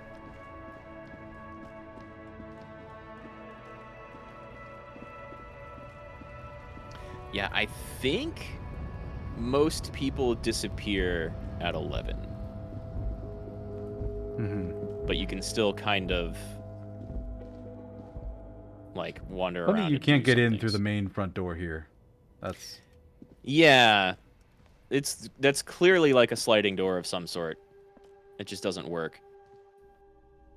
Which I guess is pretty fitting given the atmosphere of the entire city. Nothing in here I can interact with. Yeah, you I can can't do the talk to door Gart over there. and check the door, but we've definitely checked that door multiple times. Yeah. I could go talk to her again, but she asked for time. I could finally wash myself up, which... Yeah, you are without Kim. You could go ahead and take a bath. The compact tape player is still and silent.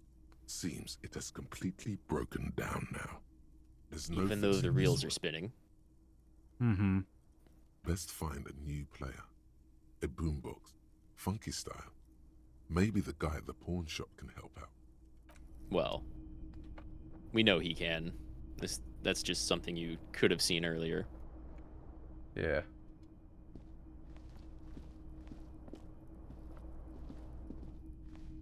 This is not the cleanest bathtub in the world, but it's cleaner than you are, right? That soap scum smell. It smells like life, at least compared to you. The bathtub slowly fills with water.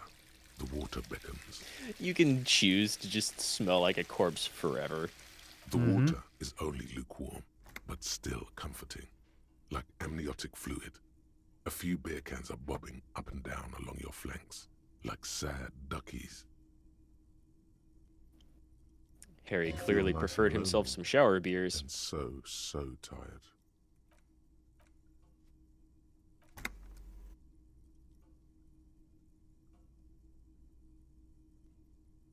But now, maybe not you your are Harry, alone yeah. with your thoughts in the tub.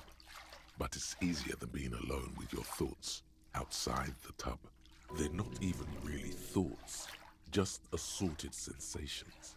None of them acute enough to focus on. You see the corpse. You can still smell the cadaver on you. It's going to take more than one bath to get rid of that stench. Then, houses along a narrow street. A video rental. Darkness on the planet's curvature. Your fingers grow pale and are covered with tiny whirls as the water cools. It's healing. It is. Nice and relaxing. The waterline recedes as you 30 stand. XP. You are cold now. Your clothes Not stick to bad. your still moist skin. Wow, we didn't use the towel. He just got out and put his clothes back on. And if we It's very hairy. sleep, it's not going to progress the time either, right? If you sleep, I think it goes to the next day. Okay. Which is totally fine. Most everybody's asleep. Even Joyce may have only been there because you kind of loaded her on the screen just before it became 11. So you can read or sleep. And I think that's about it. Reading's probably the best thing to read more of the ledger of failure and hatred. They're great.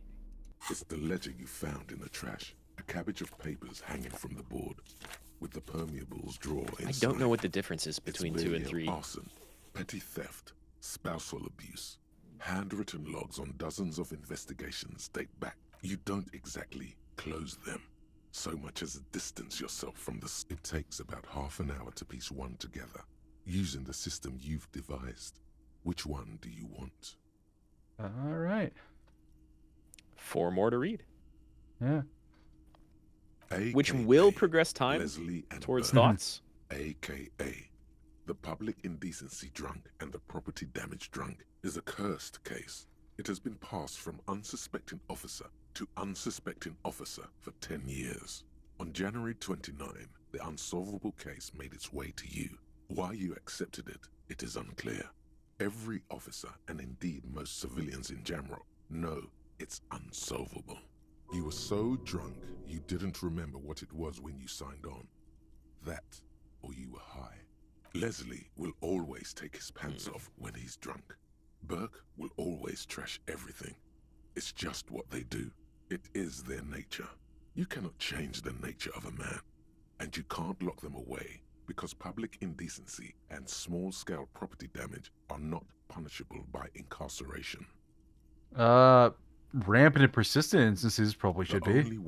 Probably should be, but we don't actually know the laws. And for Burke to stop dismantling signage and rear-view mirrors would be for them to stop drinking alcohol, which, in their 40s or 50s, it's hard to tell because of their distorted features, is a medical improbability on par with you ceasing to produce the expression. You would Which we think have that, not but gotten you're rid wrong. of. Where's the fun Which is in fine, really. exposing your genitals or breaking stuff in your own home? No, Leslie and Burke are on the corner of Main Street and Perdition because that's where the action is. Can you keep yourself off the streets? Threatening, fines, Probably not. dragging them to the station, locking them up in the hellholes they live in, locking them up in the station, hypnotherapy, even trying to get the local gang of Zemyaki to take them out. The Zemyaki gave them ethanol, so Burke and Leslie would expose and rampage even harder. You tried it all, and still the complaints wouldn't stop, as they hadn't stopped for 10 years. It's plain to see from the files that you, Satellite Officer JV, and Special Consultant TH had more important cases to attend to. You uncover cross-reference to several ongoing investigations, each brought to a standstill every time you drive down Main Street. Because there they are, on the corner of Perdition. And what is Leslie doing? What would Leslie be doing? One of them is public indecency, the other one's property damage. Leslie is flashing his genitals. That's exactly what he's doing. Good. You're learning. If the files are to be trusted, that's all there is to it. That and Burke breaking things, and the fact that they're both drunk. But then again, so are you. The case becomes considerably less comic one day when Burke takes a swing at your ledger.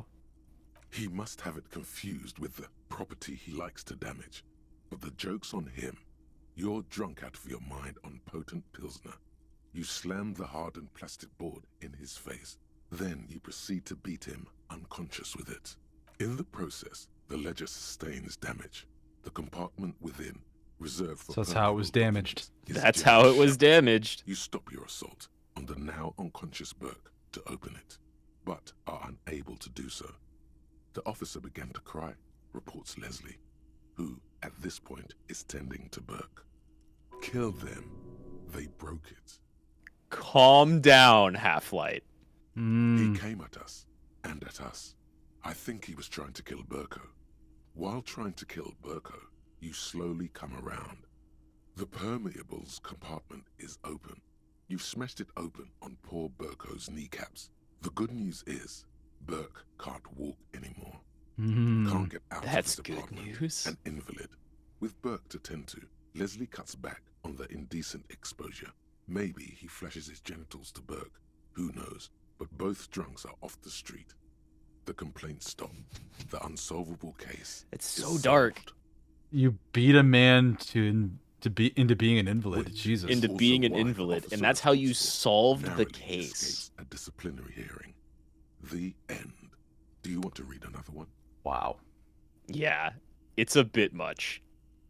It would be very interesting to read about these, wouldn't it?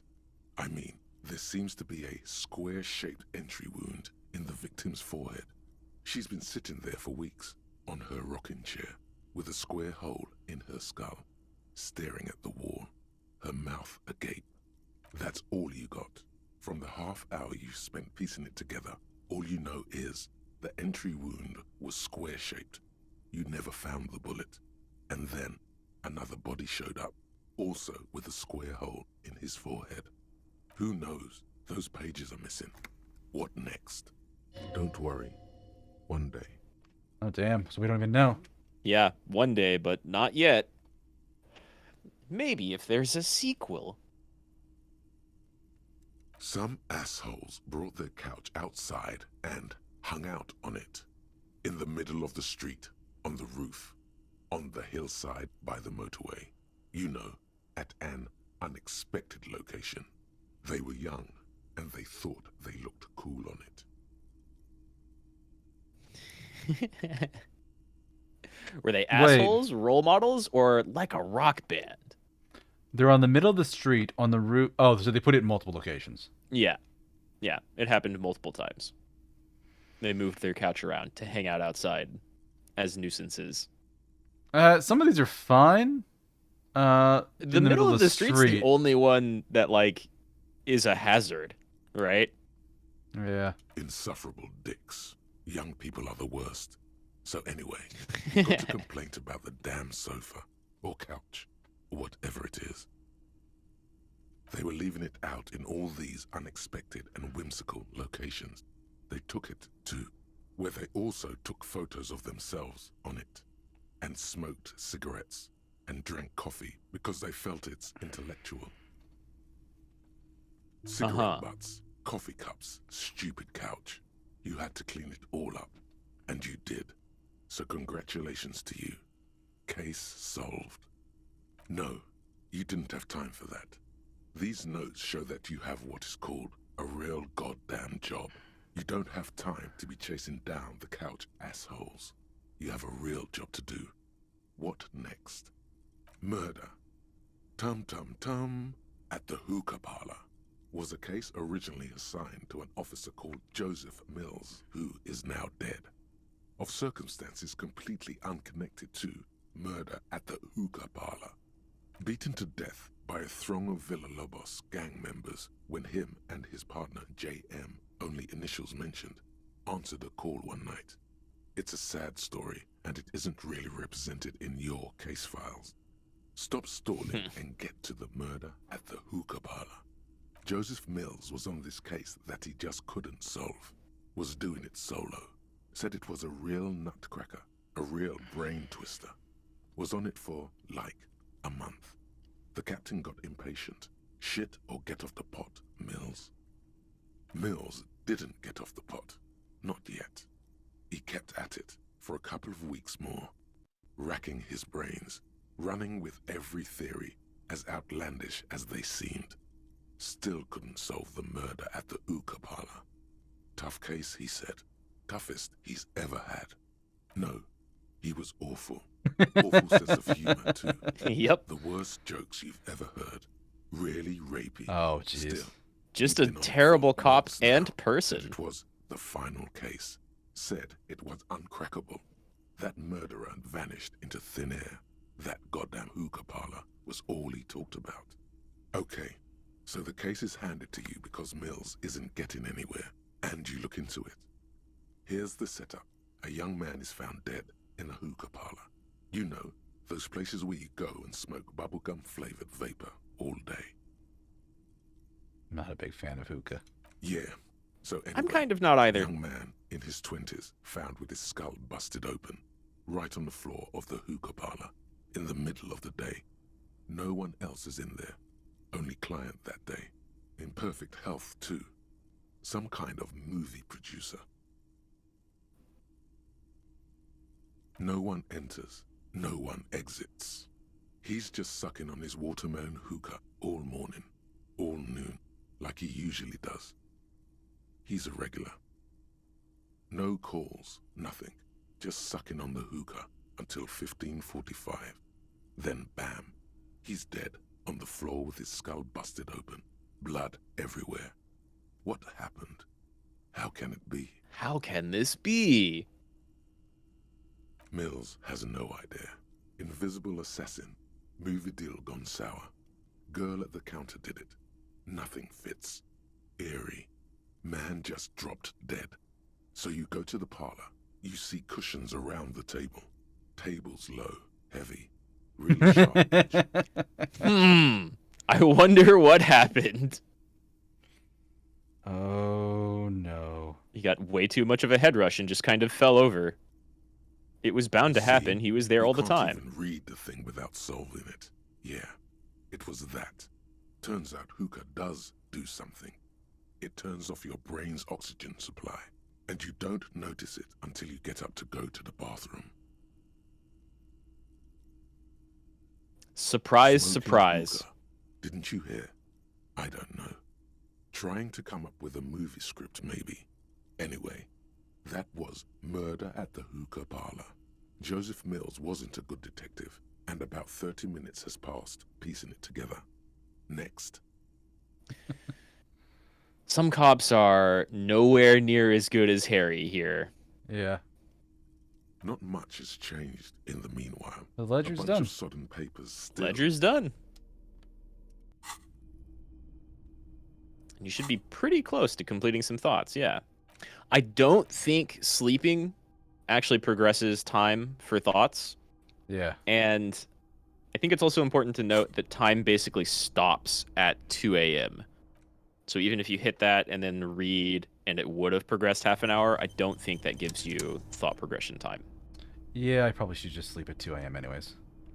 Yeah, there's not a lot you can do now. Window, and not too inviting. The bed is still cold from the wind blowing in from the broken window. The mattress creaks as you close your eyes and try your hardest to fall asleep. And now for some people we haven't heard from in a minute. Again, my broken bud. The waves are coming, carrying you away. But you can't go. No, you have to stay. Always half aware of yourself. You're not cooperating, brother man. Mm-hmm. It's your Good old limbic disgusting system. body. Even through your sleep, you feel a vague discomfort suffusing it. Your belly and your sides are unpleasantly tender. You wish you could curl up into a fetal ball of safety. But you cannot, because of the pain. And there's a lot of it, ever present in your organs. It's like every one of them has their own nasty song to sing. Makes that portrait for pain threshold make a lot of sense. Mm-hmm. That pain in your right side is your enlarged liver, by the way. As for your kidneys, you've really been compounding the damage lately.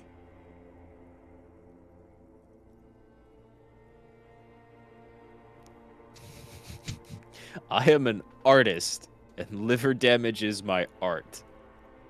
A perfect line if you've been drinking a lot. Yeah. I think I need medical attention. These are my just desserts. I will endure this pain with dignity. Yeah, I like 1 and 4, especially for our playthrough. Yeah. There's no dignity here. Only reflections of your body mass. Flashes of the day. You keep coming back to yourself in the mirror. But why? To admire all your accomplishments? You have some accomplishments so far. Mm-hmm. I mean, I had all those notes on my damn thing. My clipboard. You've got all your notes you've pieced back together. You've helped like a couple of people. You've listened to a bunch. You got that body down and sent in. You found the bullet. That's huge. Well, not even that. I was just talking about, like, our clipboard had marks for, like, how many cases we solved, how many people we shot, like that thing. Oh, yeah. We had a ton of cases.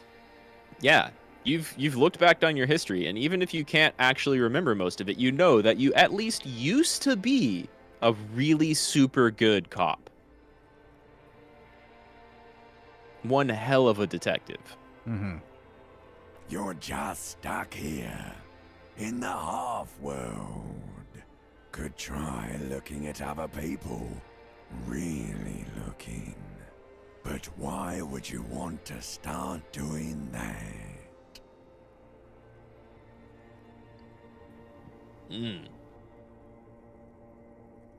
Sure you do. 2 negatives and a positive. They're all so friendly, aren't they? I mean, Kim's nice. Yeah, Kim's alright. Some of them are nice. Others are scared. Smoker on the balcony was nice. His At least friends. they're interesting. Each one has a process just like yours, running in the space between their ears, full of secrets. People are beautiful, statuesque, parodies and tragedies of themselves.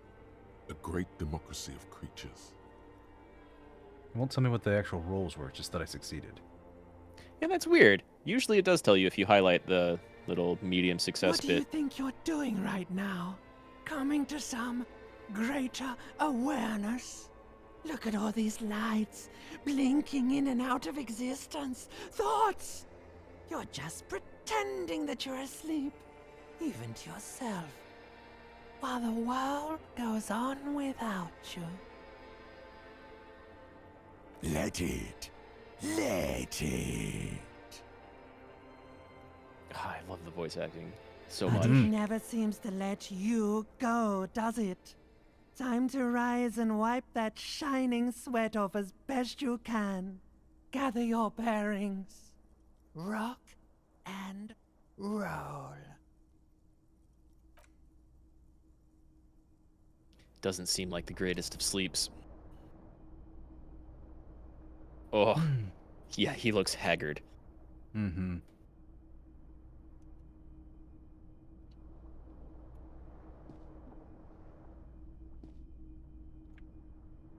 Well, 7:30.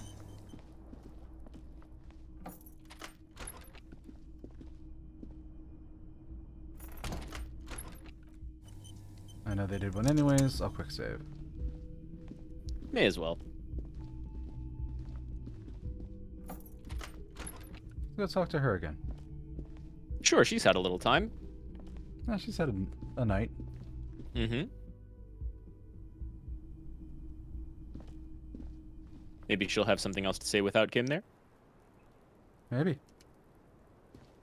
I was just thinking, what a nice day for questions pertaining to a murder investigation.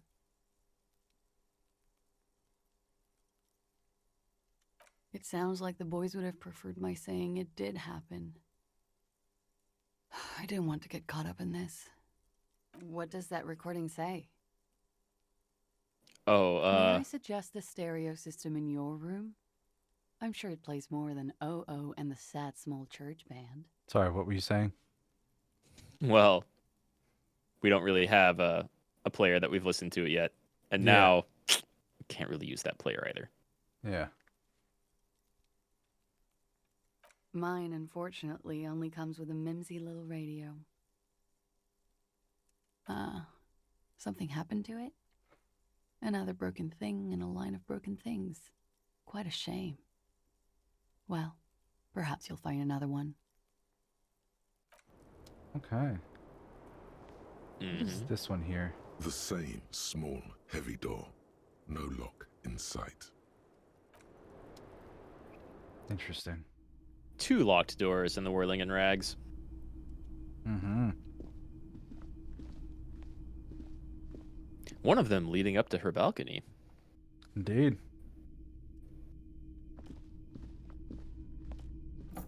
Well, we also have ours over here, like wherever that door goes. Yeah, I think it's one of those like hotel doors that goes into the next room. But I forget. Whatever poor bastard has sharing a bathroom with Harry for the last couple of days. Mm-hmm. Sounds shut. Shut and locked. And we literally can't interact with it. Yeah. So later on, perhaps. I think it just goes into the room that Kim's been renting. But again, I forget. Oh, some new people. And Kim. And the smoker. Ah, the smoker is there.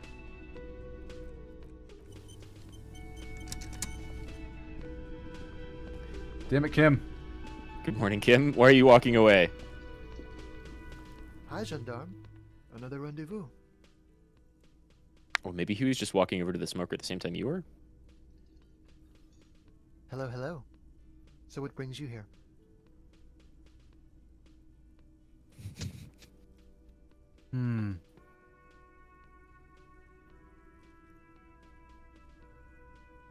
That muscular type who came to investigate the crime. I believe... Am I talking about myself? I believe the first time we talked to him, months ago, he mentioned that you were not the only people that came around and asked him questions about the lynching. I don't know if talking to him right in front of the lawyer is necessarily a good thing. Yeah, I don't either, but I also don't know if the game actually accounts for that or not. Admiring the atmosphere. What about you, officer?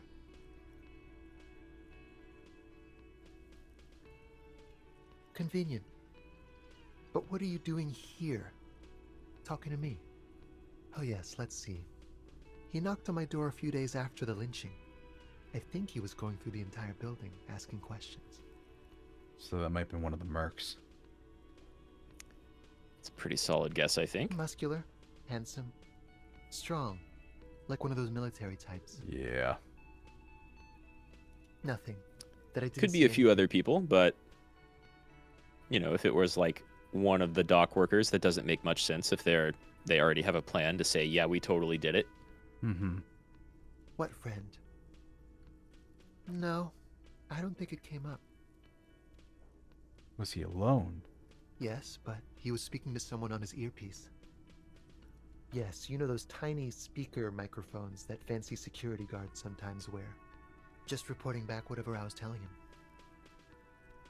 Oh, let me think. He had an accent. He sounded like one of those mercenaries. He sounded vaguely Oranese. No, not vaguely, scratch that. He sounded definitely Oranese. Sure. Anything else on your mind? You did. And how did you like him? How did we like the Sunday friend? Magically bureaucratic? Ah, shoot. Why not? A visitor from the first world. He's not like you and me, gendarme. He can always return to his opportunities in Occident, sur la clé. Still, his coming and going brings some life to the village. Even though the guy clearly looks and acts like he's better than the smoker, the guy's like, he at least makes my life a little more interesting. I like that. It's a good way of looking at life. Yeah, the smoker on the balcony, he's pretty alright. I like this character. For sure. Or maybe he just has money. One of the two. I told you. Sunday friends. Friends who like to get together from time to time. That he won't be there when times get tough, I guess. It is. On Sundays. He has keys. And he likes the view. To the sea, I mean. There's that fucking view reference again. Yeah. He's taking in the sights of the ocean just outside the window, as opposed to like the city and state that he says he is here to better. Or as opposed to the guy he's probably saying is a prostitute. That's more what I was referencing. Oh yeah.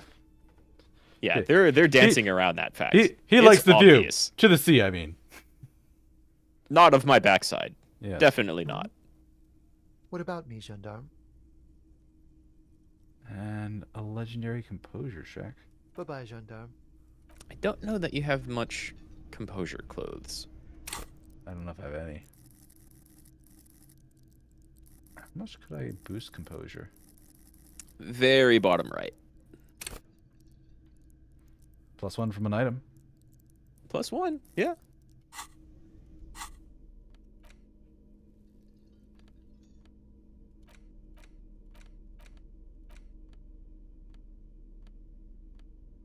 It'll be yellow.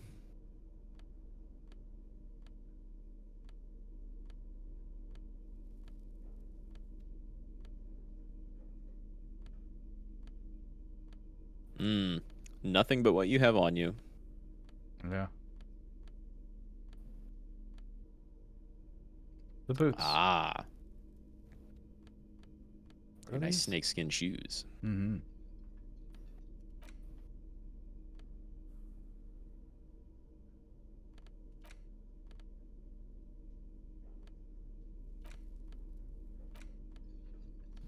Oh, right. You caught the flower on the roof. Mm-hmm. Cool.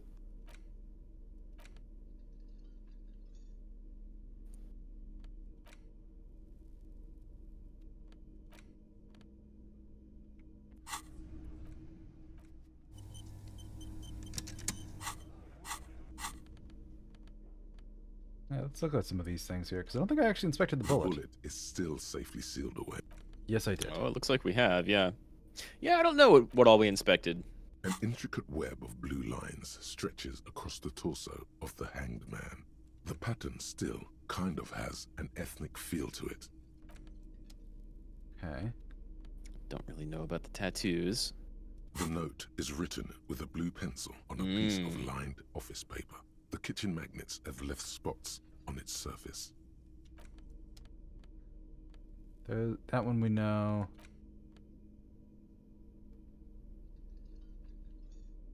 Communism. That we found somewhere up in the dock worker's office. Probably. 6 crumbling petals rest on your palm. They're white, a bell-shaped crown. As I said, an Insulindian lily, or a maybell. Girls pinned them on their boys during the revolution.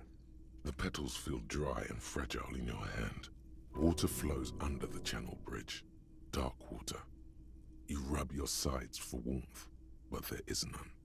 The feeling recedes. Wait, have you noticed there's a war veteran playing a ball game on the plaza? Ooh. You should ask him about the flowers. Neat. Alright. And then there's the cryptozoologist wife and the 2 new people. Yeah, because there are these 2 new people here.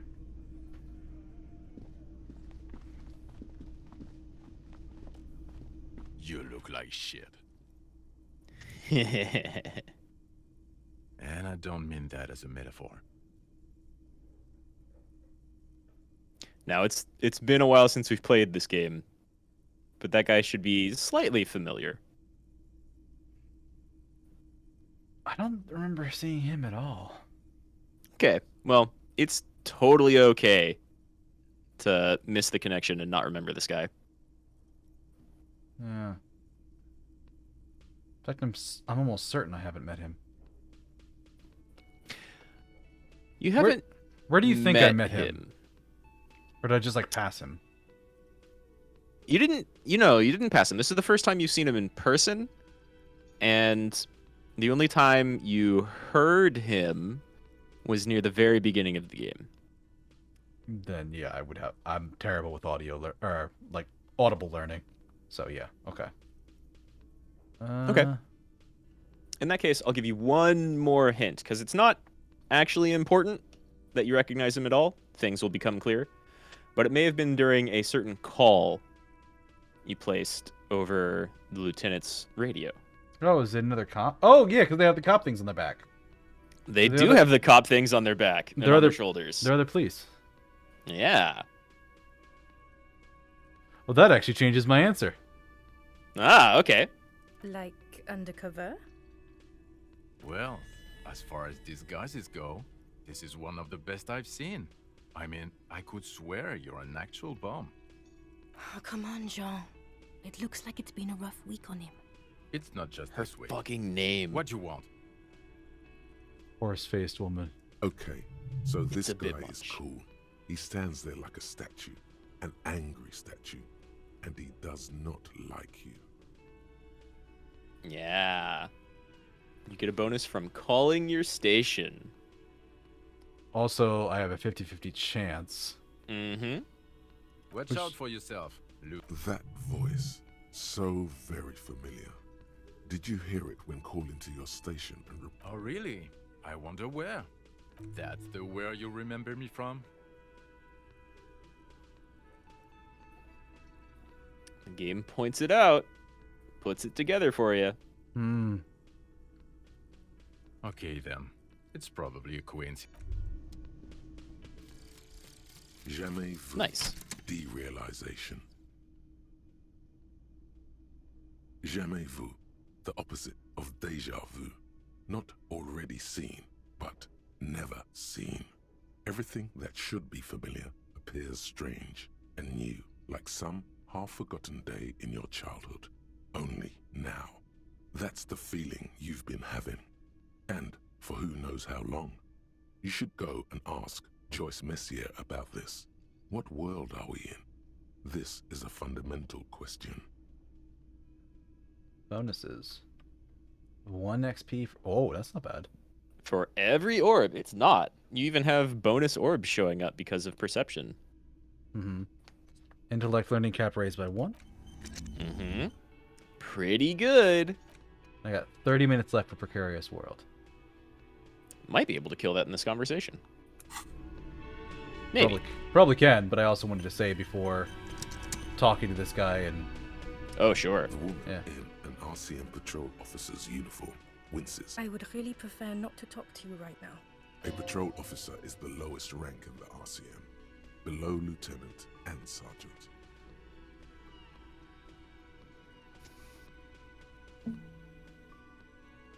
I'm definitely not the cavalry. Yes, I am. I know. He's the real deal. Kim, he's the real deal. Thank you, Kim. I don't know. I mean, why would I want to talk to you? I thought Kim and I were the only ones. There are more police? I bring word of the end to come. More in the doomsaying options. Have I wronged you? I've done that to a lot of people. No, you haven't wronged me. It's okay. Okay, fine. Let's talk. What did you want? What precinct? Am I from? God, he doesn't know. Fucking deranged lunatic. They are very not pleased with that question. Mm-hmm. Of course I'm with him. Why do you ask? Nothing, just wondered. You look cute together. Terrible answer. Yeah. Yeah. You have a lot of those The options. sooner you figure this hanging out, the sooner everyone can go home.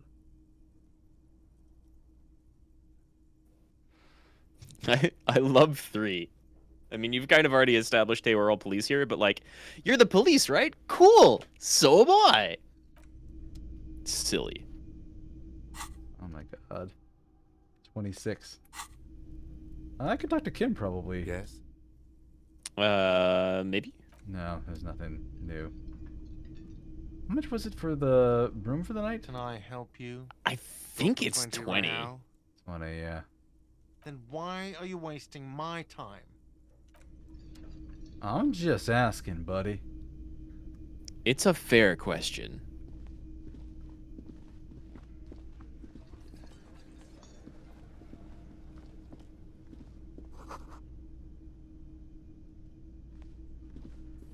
Ooh, someone's a good chef.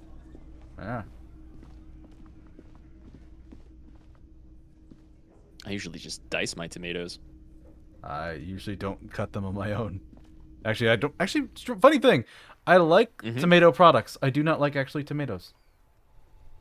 I'm kind of the opposite way. Like, ketchup is okay, but I usually only use it for like fries. I'll use like a different sauce for burgers and such.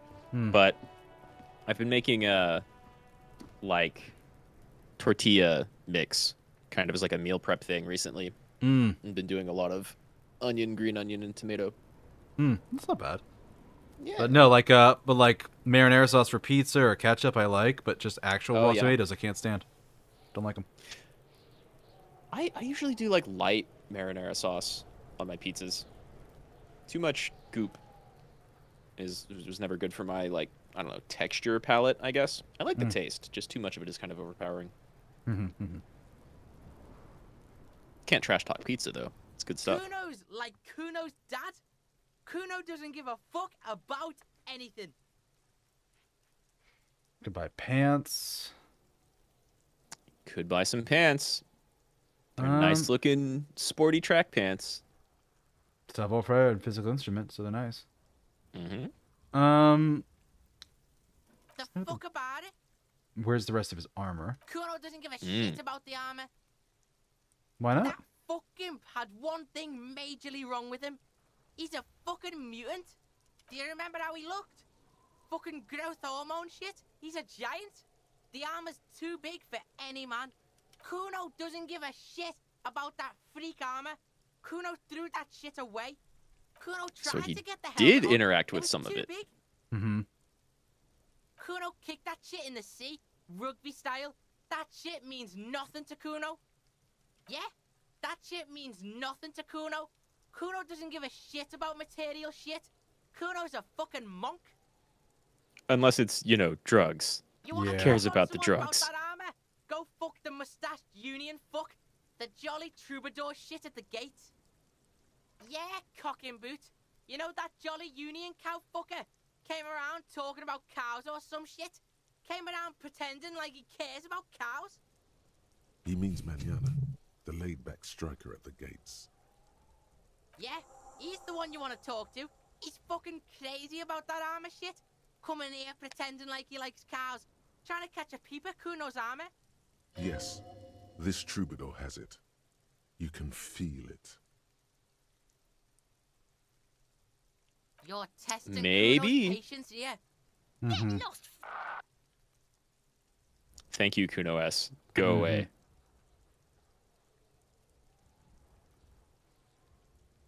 Kuno doesn't fucking care. And I'm not going to talk to him about drugs either.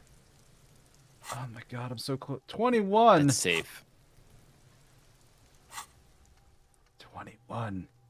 I don't want to fail on my red checks instantly, though. Yeah, I was about to say, you can still, like, go guess as to who the cop is, but who's to say whether or not there's a red check after that? Yeah.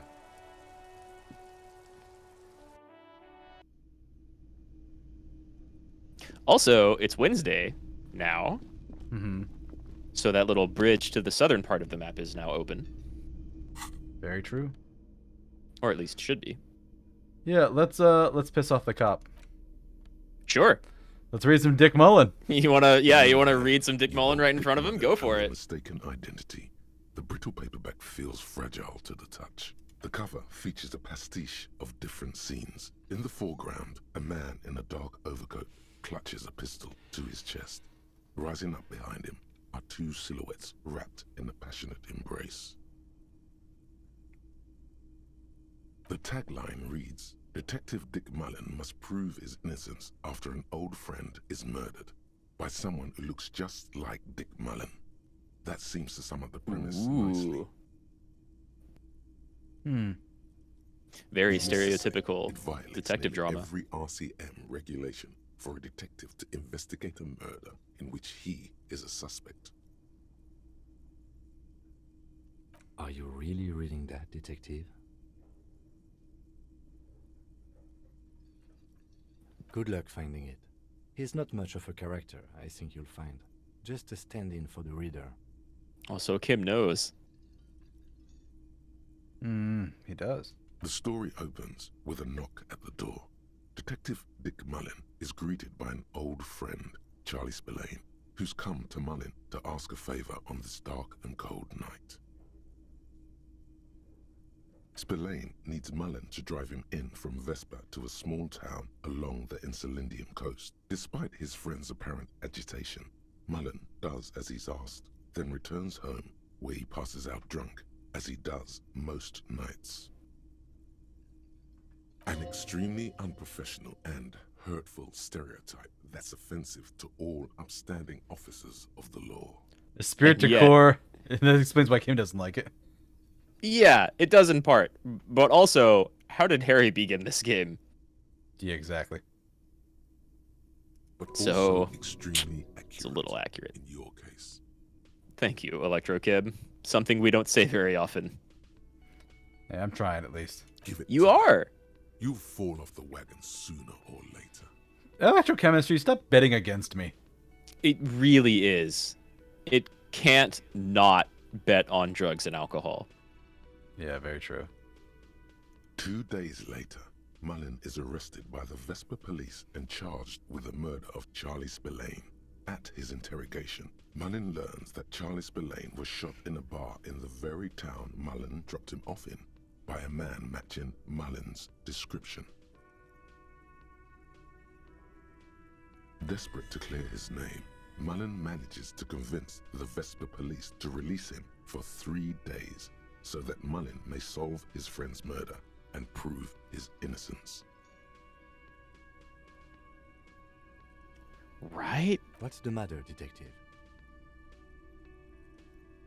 The lieutenant I don't know who's writing this resigned garbage, but they're to the clearly not idea detectives. that his profession will rarely, if ever, be accurately represented in art and literature. They're not shitting you, detective. This is what the writers think passes for police procedure. Of course, Mullen didn't do it. That's the whole premise of the book. Anyway, It wouldn't Mullen even returns be a to book the if he did it. seaside bar where Spillane was murdered and meets a beautiful, mysterious woman named Diana Denerva.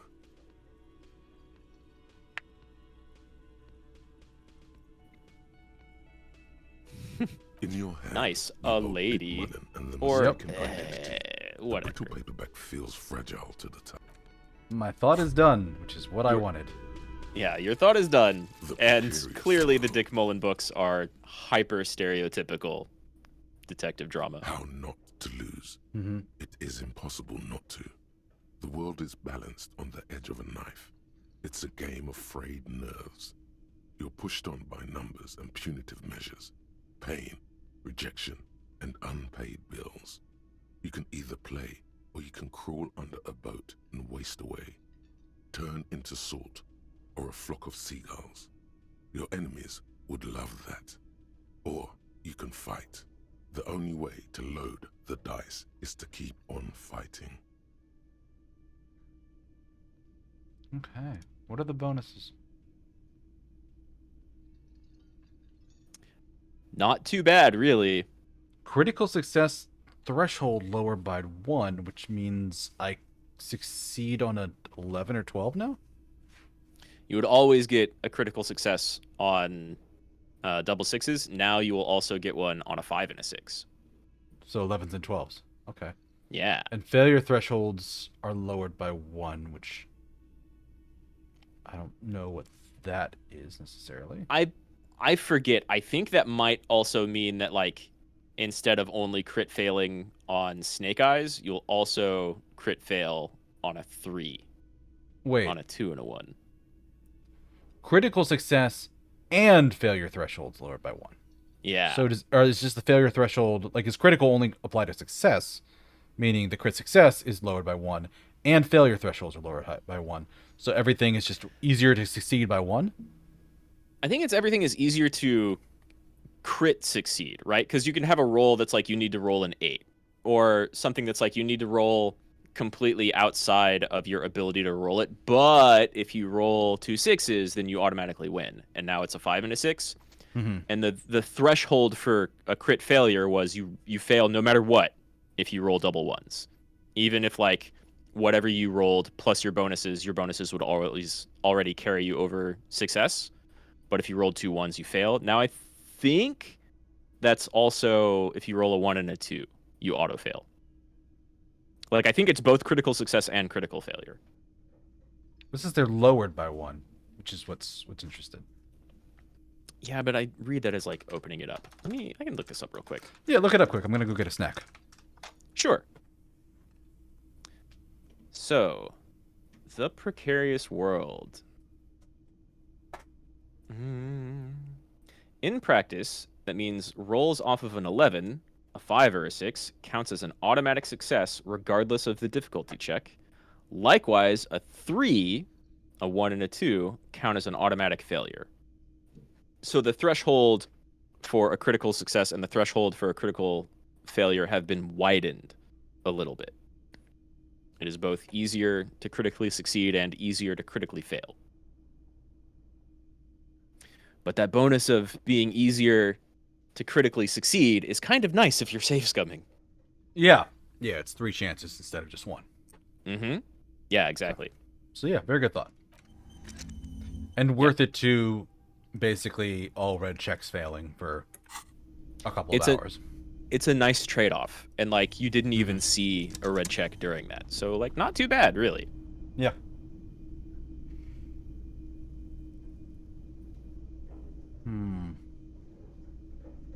Did you already get your snack? Yeah, I got a cookie in front of me here. I'm just thinking. Oh, nice. I'm going to make a very quick trip to the bathroom. I'll be back in a couple of seconds. Okay, I'll hold on then. All right.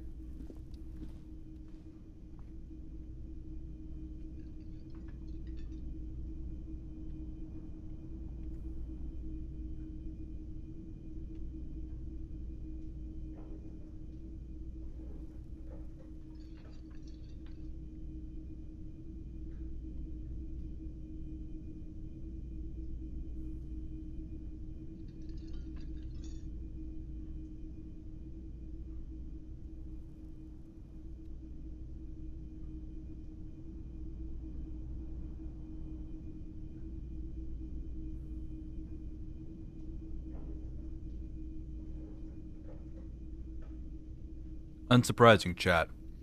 My opinion for the moment is chocolate chip cookies are amazing. Got a big old container of them from the store where they had a sale on them for, I think it's like a $5 like bucket of them for $1 off. So, not bad.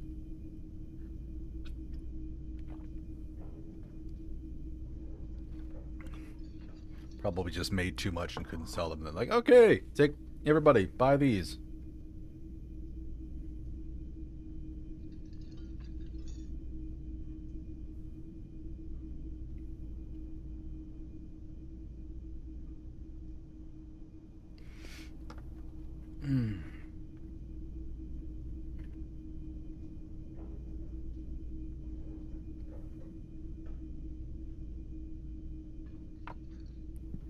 I'm back, and I'd agree. Chocolate chip cookies are great.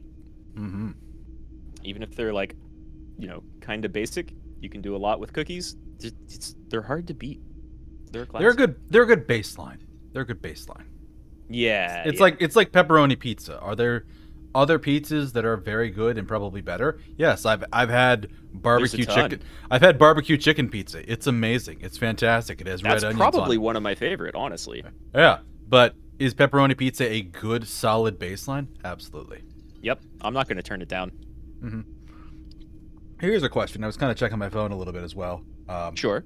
Saw a post here saying, tell me right now what your unpopular VTuber opinion that would make people react like this. And it's like a guy standing there with a whole bunch of swords pointed at his neck. So like, what's an opinion you have about VTubing and the VTuber industry community that you think would be people might not like? I don't know. That's kind of rough. I like the VTuber community. I don't know. I think the first thing that comes to mind is like you don't need to be cringe to be successful or attractive as a VTuber. And people really like the cringe. I'm not even like opposed to it, right? I'm thinking about doing just bad karaoke as practice. And that would probably fall under cringe, or like a lot of, because I have to work within a more tight schedule now, and so I might just do like some React content. And that would include like some cringe, but I don't think you have to really embrace that. I'm not sure if that's true or not. That's just my opinion, though, right? Well, I like, mean, all of this is opinions. Yeah. Yeah. I saw some interesting ones here, like. Sure. Like, yeah. What do they have? Somewhere. Well, let me. This kind of had me thinking about like what I would say. Try not to be cringe. VTuber Edition challenge impossible. Thank you, J Hank. I appreciate it. Yeah, there's a lot of here about like get rid of forced positivity. Some about people being two-faced and that. I think a lot of that comes with just like an entertainment type of thing, though. You know? Yeah. Somebody here said PNG is as good as a live 2D model. Yeah, that's very much going to be like up to viewer opinion, I feel, because you can a lot of people will like you because of like what you do, your content, and your personality. Yeah, very much. But also some people are like initially drawn to like, whoa, that's a really cool model. Yeah, the shiny dress people. Here, I was scrolling up to try and find a specific one, which I love this answer. It said, people who complain about too much drama in the community need to stop following 500 plus VTubers and or curate their feeds better. I can guarantee you'll see less drama if you only follow people you actually like/watch. I fully agree with that. I've done that, and there was a thing a couple months ago where somebody was like on a rip about like USB microphones and don't buy them, and the Yeti is the worst thing ever and all that. And it took me like a week until I actually saw the original post, because I had so well curated my feed that no one was directly talking about it. A couple people were talking like around it, but nobody was talking about it directly. And then finally I saw somebody that was actually like quote retweeting. I'm like, oh, finally I know. You're the squeaky wheel. You're the one I have to be careful about because you like to talk about drama. Yeah. There's definitely accounts that will like focus on drama. And so if you wanted to avoid that stuff, just don't follow those people or those accounts. And definitely, like, I'm not even going to count it, but if I go to my YouTube homepage or Twitch, like, there's just a huge long list of VTubers running down the side, for sure. And I like giving them views and likes, but if I have 25 tabs open, I'm not listening to every single one of those people at once, right? Of course, yeah. If I'm just like playing a game and not streaming and listening to a few, I will be listening to like 3 or 4 or maybe 5 at the same time. It depends on like how loud they are, how chaotic it is. Like if there's a collab going on, it's kind of hard to listen to anything else. But if I'm watching a video and have 3 little pop-out videos going at the same time, then that's doable. Very true. But yeah, like I would agree with that. Like the drama is pretty easy to avoid if you actually want to avoid it. Yeah, it resonated with me. If I had my opinion about this, I would say, how do I want to phrase this?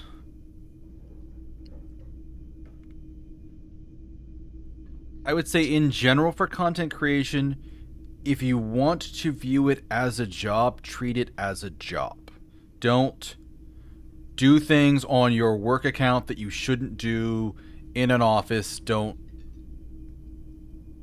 like get involved in politics. Don't start arguing with people. Don't be unprofessional on your work account because A, they could blow up in your face and you could lose the account because I've seen people do it. But also just like if people want to follow you for fun, relaxing times, they're not going to follow you if like every other week you're blowing up at somebody about something. Like there are accounts that get away with that people like that kind of content. But there are also people that are just like, I don't like following that type of content. So when I see people, like I'll give people a quick view when I initially like vet them. And sometimes it'll take a little bit longer to like get a good vibe for them. But if somebody goes and pulls a full 180 on me at some point, it's so jarring. And it's so weird and unprofessional. Like I don't remember their name anymore. I just remember an artist that also was a VTuber that at one point just started like doing these weird passive aggressive tweets about like an ex-boyfriend that they're like, I don't know if you can see this, but I hope you're a better person. It's like, ooh, this is... Yeah, that's incredibly passive aggressive. And eventually they just went full like tweet longer, and I'm like, I ended up blocking them, not even because I thought that they were the wrong person in the interaction. I actually blocked the other person as well. Right. But I'm like, okay, so you've been passive aggressively subtweeting about this for like a week or two now. Right. Your explanation of this scenario doesn't really paint you in the best picture either. So like, I don't know you as a person. I don't interact with you professionally. And one of the things they talked about was like they were so involved in this person and kind of got so lost in the relationship that they stopped properly working on commissions. And I'm like, I don't want to work. I don't want to work with you as a client either. Then so like, yeah, there's no reason. Right, that gives you like an insight into their personality that you might not like. And at that point, they're not trying to like reach out to their audience or their client base. They're literally just like you said, being kind of passive aggressive towards one person in particular, but out in public. Yeah. And that was a couple of things you touched on. I think were like a conversation recently, right? Like there was a conversation not too long ago. I want to say only a week or 3, maybe. This was about like, well, what I was referencing was like whether people should be political or not. And clearly, there's a lot of restrictions for like the corporate VTubers, but far less so for regular indies, right? And so there are a lot of like big political streamers. Yeah, I don't really think that if that's your shtick, that's fine. But like if you're like, hi, I'm an art streamer, now let's talk about politics, like that's a weird branding mismatch, and it can work, but it sometimes just doesn't. I think it's a very like kind of like yes and no thing, right? Like sometimes that can be very weird turns. Sometimes that can be your shtick. Sometimes, like you'll do a politics stream if something big happens in the realm of stuff that you normally talk about, but 5 out of every 6 streams or more, you're just going to be playing games or doing little zatsus or putting on like a show or something. And so stuff like that can work. There's an old YouTube joke that goes something along the lines of, well, your second channel always does better than the first one, even though your first one was like more what you were interested in, and the second one is like just react content or whatever gimmick you throw at that second channel. Yeah, and that's been true for like a lot of people. Yeah, I used to follow a bunch of models online, and some of them were like, yes, fancy photo shoot that I spent hundreds of dollars on, 5 views. This grimy bathroom mirror selfie I took, 10,000 likes. And it's just like, what? Yeah, it's not, it doesn't always work that way. Like one of the guys who's not even a VTuber, one of the people I follow recently, or have been watching more of recently, is a dude who I think has been streaming for like a number of years, but was never very big at it, and then started doing like video game music reaction videos. And they would do like a stream on Twitch and upload the video to YouTube, and they got pretty big through their YouTube videos, and now they've started playing a bunch of really old school RPGs, just stuff they've never touched before, because they were always more of like a Xbox and PC type of person. But they've been going through, like, they're doing Chrono Trigger and Legend of Dragoon simultaneously right now, but they kind of exploded on YouTube because of Final Fantasy XIV music reactions, and then started doing a bunch of other video game music reactions, and through that they decided to start playing Final Fantasy games, and now they're onto other RPGs, and they never ever played any RPGs before that, and they have an actual audience for that through mostly their second channel, you know. Mm-hmm. J. Hank over here, it's simple. If a VTuber is streaming something interesting, you'll watch. I kind of feel that too. I will start watching people just because of like whatever games they're playing, and I'm like, oh shit, I love that game. There's a Japanese streamer that I watch, even though I'm doing Duolingo but don't speak Japanese, who I got into because they were playing Xenogears, and now they're on to Xenosaga. Nice. Which I'm not as big of a fan of, but you know, whatever. And another who's playing 13 Sentinels, and I found her through her playing 13 Sentinels, and I'm like, oh, that game's so fucking good. Yeah, it's great. She's like 8 or 9 streams in, each of them like 3 or 4.5 hours, and not even halfway through. It's great. Yeah, that's I love a great that game game so much. But yeah, no, I agree with you for because there are streamers that I like and I watch, and then they'll play something I'm like, I'm not interested in this. Like Minecraft is one of those that I don't like Minecraft streams. Sure. So even if there's a streamer I like to watch, if I see they're playing Minecraft or they play Minecraft for a while, I'll go off to do something else, and usually that's fine because other people like Minecraft, and it's I'm similar. There's 1 or 2 that I really like, but their main game is League of Legends, and like I have zero interest in MOBAs. I played some way back in the day when it was just like Warcraft 3 mods, but I never got into League or Dota or not Hearthstone, Heroes of the Storm or anything else like that. And so I'll like have their stuff up and give them a like so they have a view, but I'm not actually watching or listening to it. J. Hank also chimes in, if you're going to do like politics streams, you should really know what you're talking about, otherwise you'll end up throwing out a take that's so bad it'll end up killing your career. That can happen sometimes too, yeah. Yeah, if you're going to do politics streams, you should probably... That's like a big discussion that goes on the actual left, which is, hey, you should probably read theory if you want to know what the hell you're talking about, instead of just being like a hot takes commentator that watched too much Daily Show or whatever. And yeah, I agree. People, I think, who was it? I don't watch him so much, but I'm a fan of Hassan Abi, and every once in a while other like political commentators that he's either friends with or has butted heads with in the past will get in like not big drama, but like they'll get in some hot water for saying something that's very as this game would put it, reactionary, because that's a leftist thing too, and like that's going off with a hot take that actually, if you like expand upon it and analyze it politically, it's probably a bad thing if you were going on with this hot take. It doesn't really go along with like the rest of the politics you've been spinning, and your audience will notice that, even if they don't read theory, they'll just be like, wow, you're mad and advocating a bad thing because you're mad. I don't like that so much, as opposed to all of the other stuff that I normally watch you for. Yep. Yeah. That can get messy quick, which is part of why I don't do it. I also don't pay anywhere near as much attention to politics as I used to. I've actually there's a lot of garbage. I've gotten more into it as I've gotten older, but it's weird. I don't get into U.S. politics. I've been watching a channel that's been talking about like British and world politics and like EU politics. Oh, okay, sure. Because I can do that without just seeing this white hot flash of rage.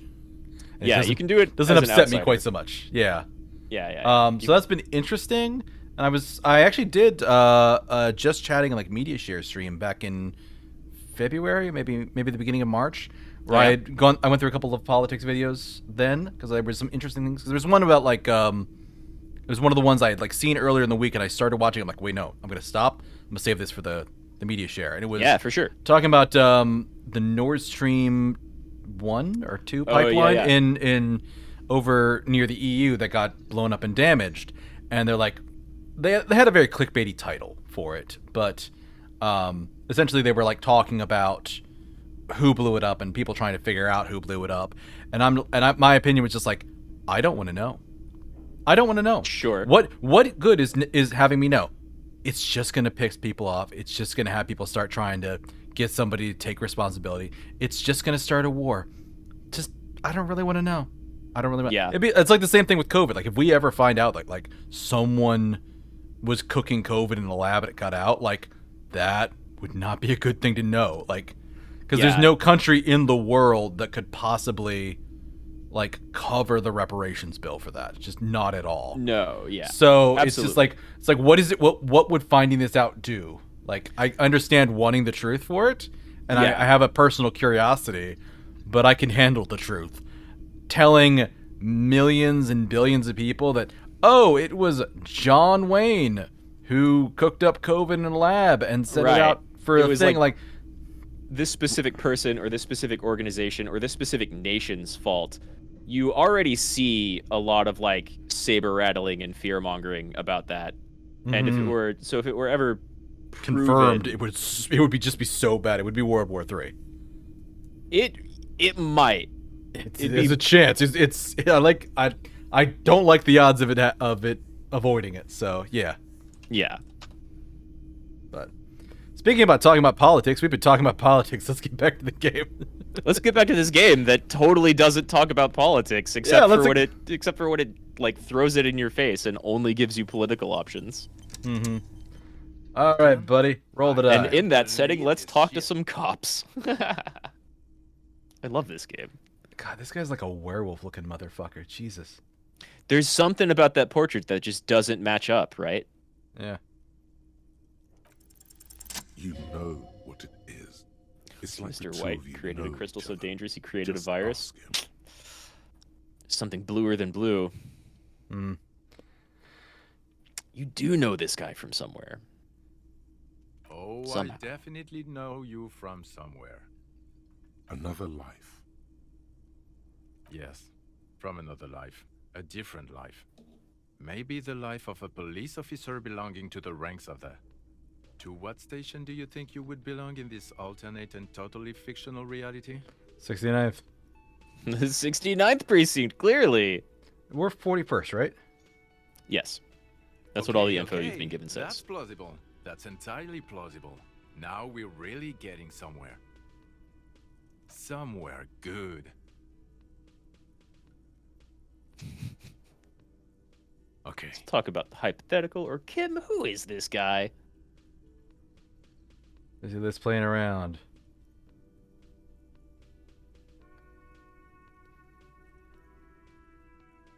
Let's be crazy. Let's say you and I are partners. How's that for a thought experiment? Oh, no wonder he hates us. No wonder.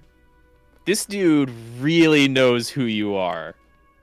And you're over here like, do I know you? Oh, man. Would you now, or would I be cramping your style? Never mind. Partner. No, not at all. I love 3. Yeah. It's so dense. Oh, that reminds me. But Kim's my partner, the dude from a different precinct. In this hypothetical thought experiment. Yeah. Sorry, keep going. Yeah. But no, I've been playing Octopath Traveler 2 recently, and I just recently went through the story for Particio, the merchant, and he had some of the biggest fucking himbo moments I've seen in a while recently. Where it's just like one guy like talked to him, it's just like, "Oh, I'm the person you've been looking for all along," and he's just like, "What? No, I don't." And it's just like another person's in the room like, "Oh, please, stop it." I'm just sitting there going, "I know, right?"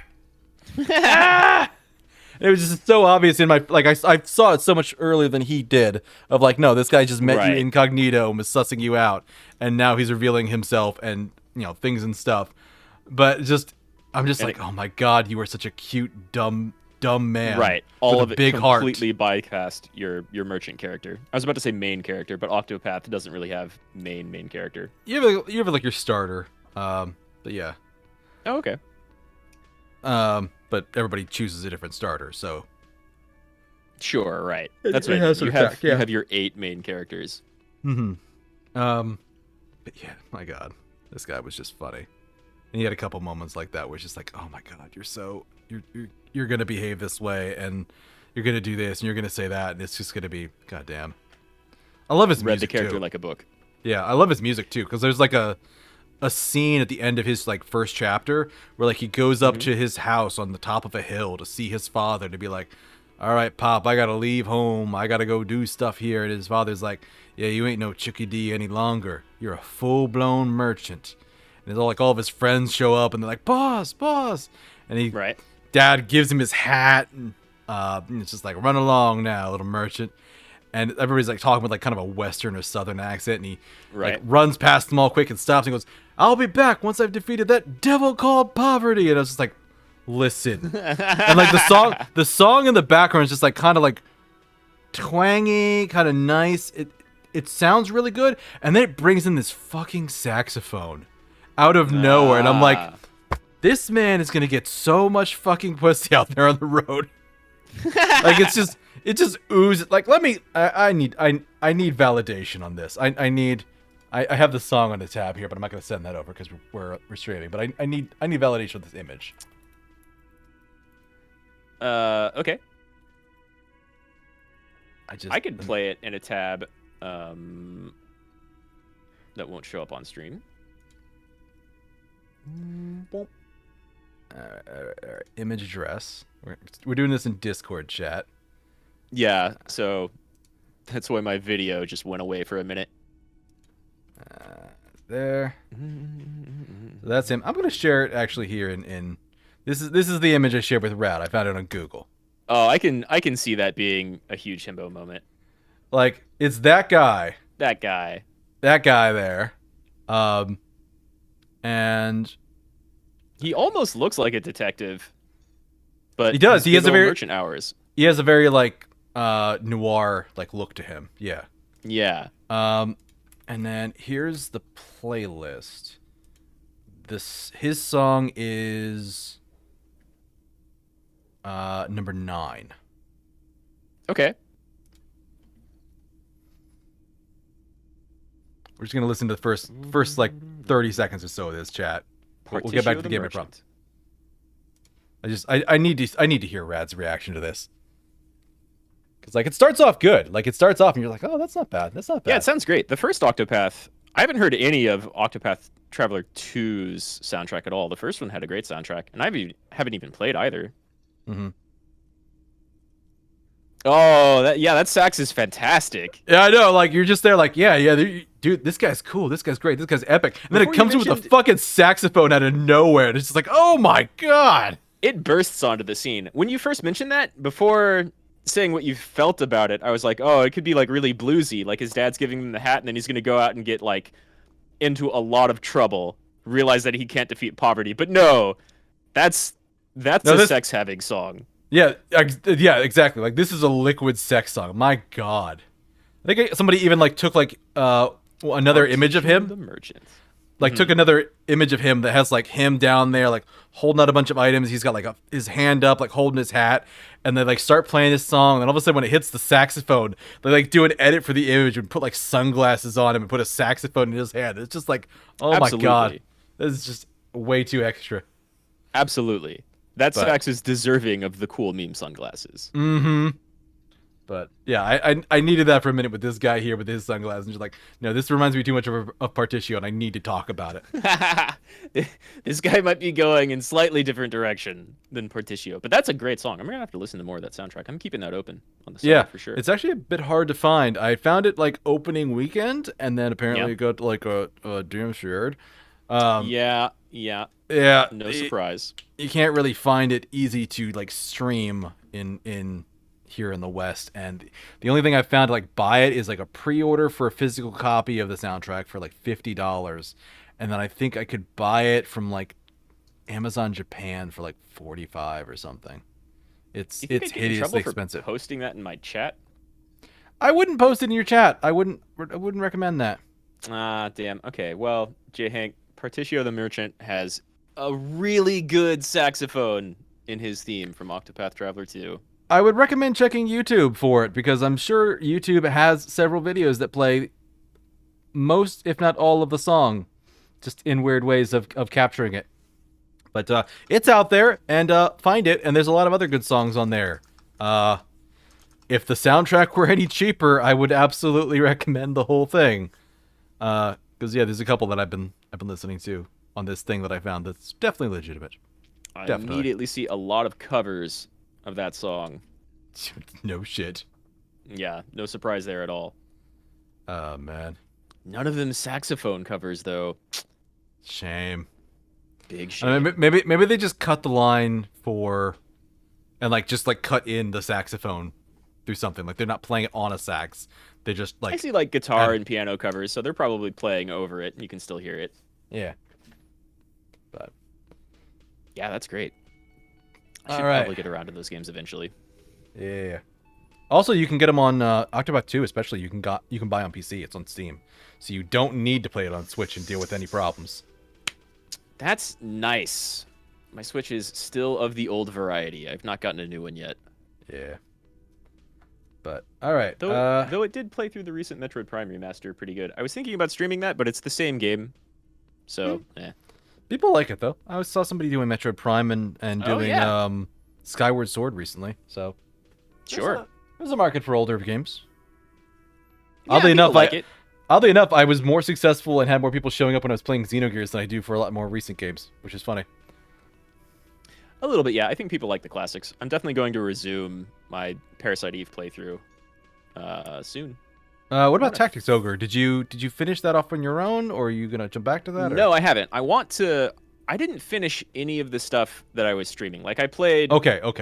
FF7 Remake. I played because I've played that before and it's great. And I was like thinking about it before I took my little hiatus. And I played the Metroid Prime remaster. What else did I play?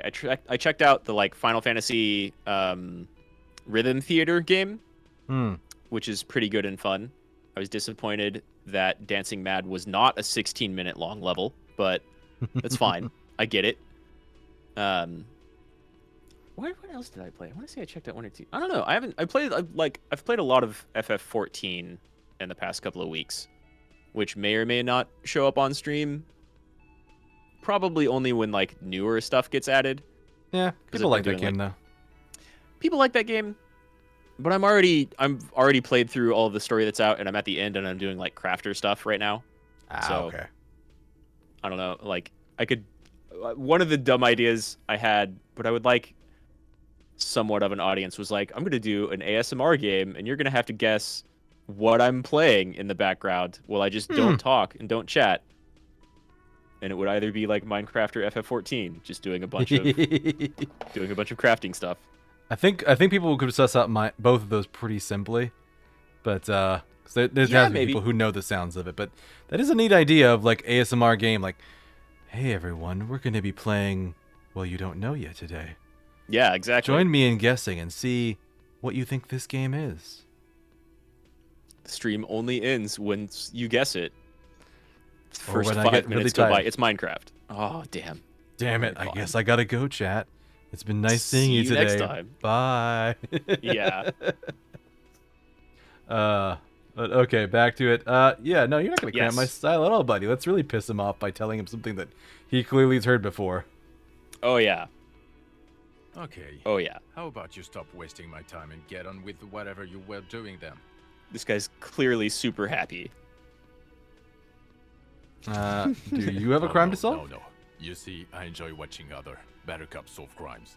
And let me tell you, it's been quite a privilege seeing you work. This isn't helping. You're not going to believe this, but police officers, yes sir, Holy solving shit. crimes, looking at bad guys and get this, and not getting that drink on at 2 o'clock. Just some regular boring motherfuckers in suits and uniforms. Nothing spectacularly extravagant like you, the far-out son of Lang. Oh, it's you eccentric genius. I mean, with your unorthodox approach to police work, it has to be you. Not even a little bit. It's an urban myth about an officer who is so far undercover he can't remember who he is. As I said, just an urban myth. You are not the son of Lang. Thank you, Kim. Yes. Thank you always, Kim. Though we can't actually remember who we are, Neither so. can Kim, who is this guy? I'm not getting involved in this. Coward! Yeah. It's not Kim my style, knows. he thinks, glancing at the man in sunglasses and the woman beside him. Oh boy, they're mad at him. No wonder. He just doesn't recognize them. What am I playing? I'll continue playing some stuff that I've been streaming recently. And there's some new stuff in the works too, for sure. Oh my god, I've got some questions for you. I'm a cop. I'm a cop. It's great. I love this conversation. He's I'm clearly gonna- so angry, and Harry just like can't quite. Harry put literally his finger doesn't. on why. Yeah, Harry literally doesn't understand why. Yeah, it's great. Yeah. By the way, if you're looking for good games, Tunic, very good game. Very Oh, I good played Tunic on Ah, stream nice. a while ago. Ah, Yeah, nice. it's fantastic. Yeah. Have you beat it? I did. I cheated, especially near the end. Oh, really? Oh yeah, like the late game puzzles for like the secret hidden fairies. I'm like, all right, fuck this shit. I'm looking it up.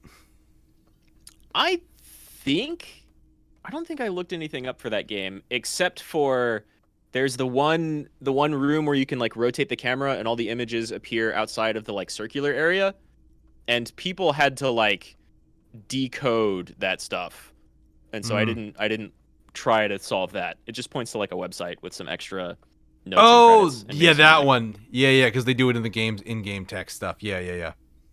Yeah. I did hear about that.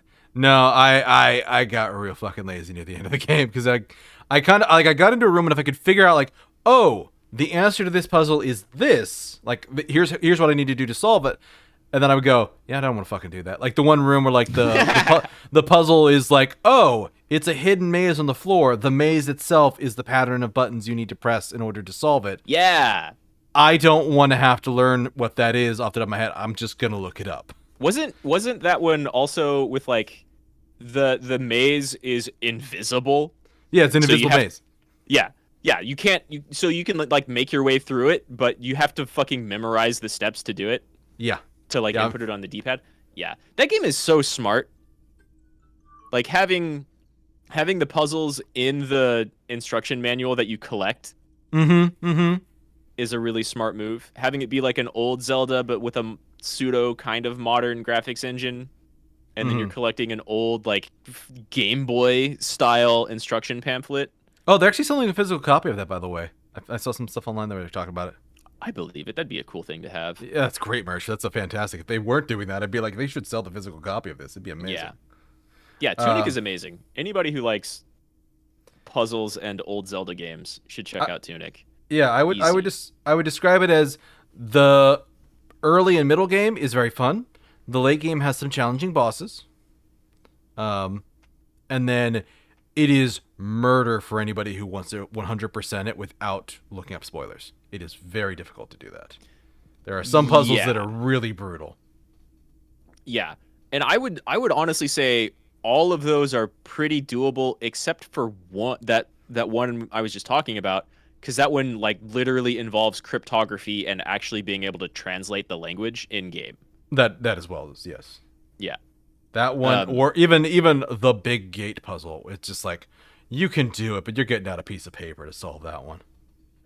Oh yeah, because that's the one where you have to flip through all of the different. You have to like see the grid at the end. Is that the one where you see the golden grid at the end and then flip through all the different pages? Yeah, and that put together one. the pattern.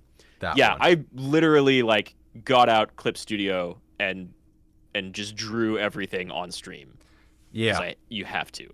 Yeah, you do, and it's genuinely difficult to do that. And I even looking up that son of a bitch puzzle, like the site I was looking at was like 10 commands a line, and it was still like 8 or 9 lines of commands to type in. It's easily super long to do. It's 25 squares, and each of them have like 2 to 5 inputs.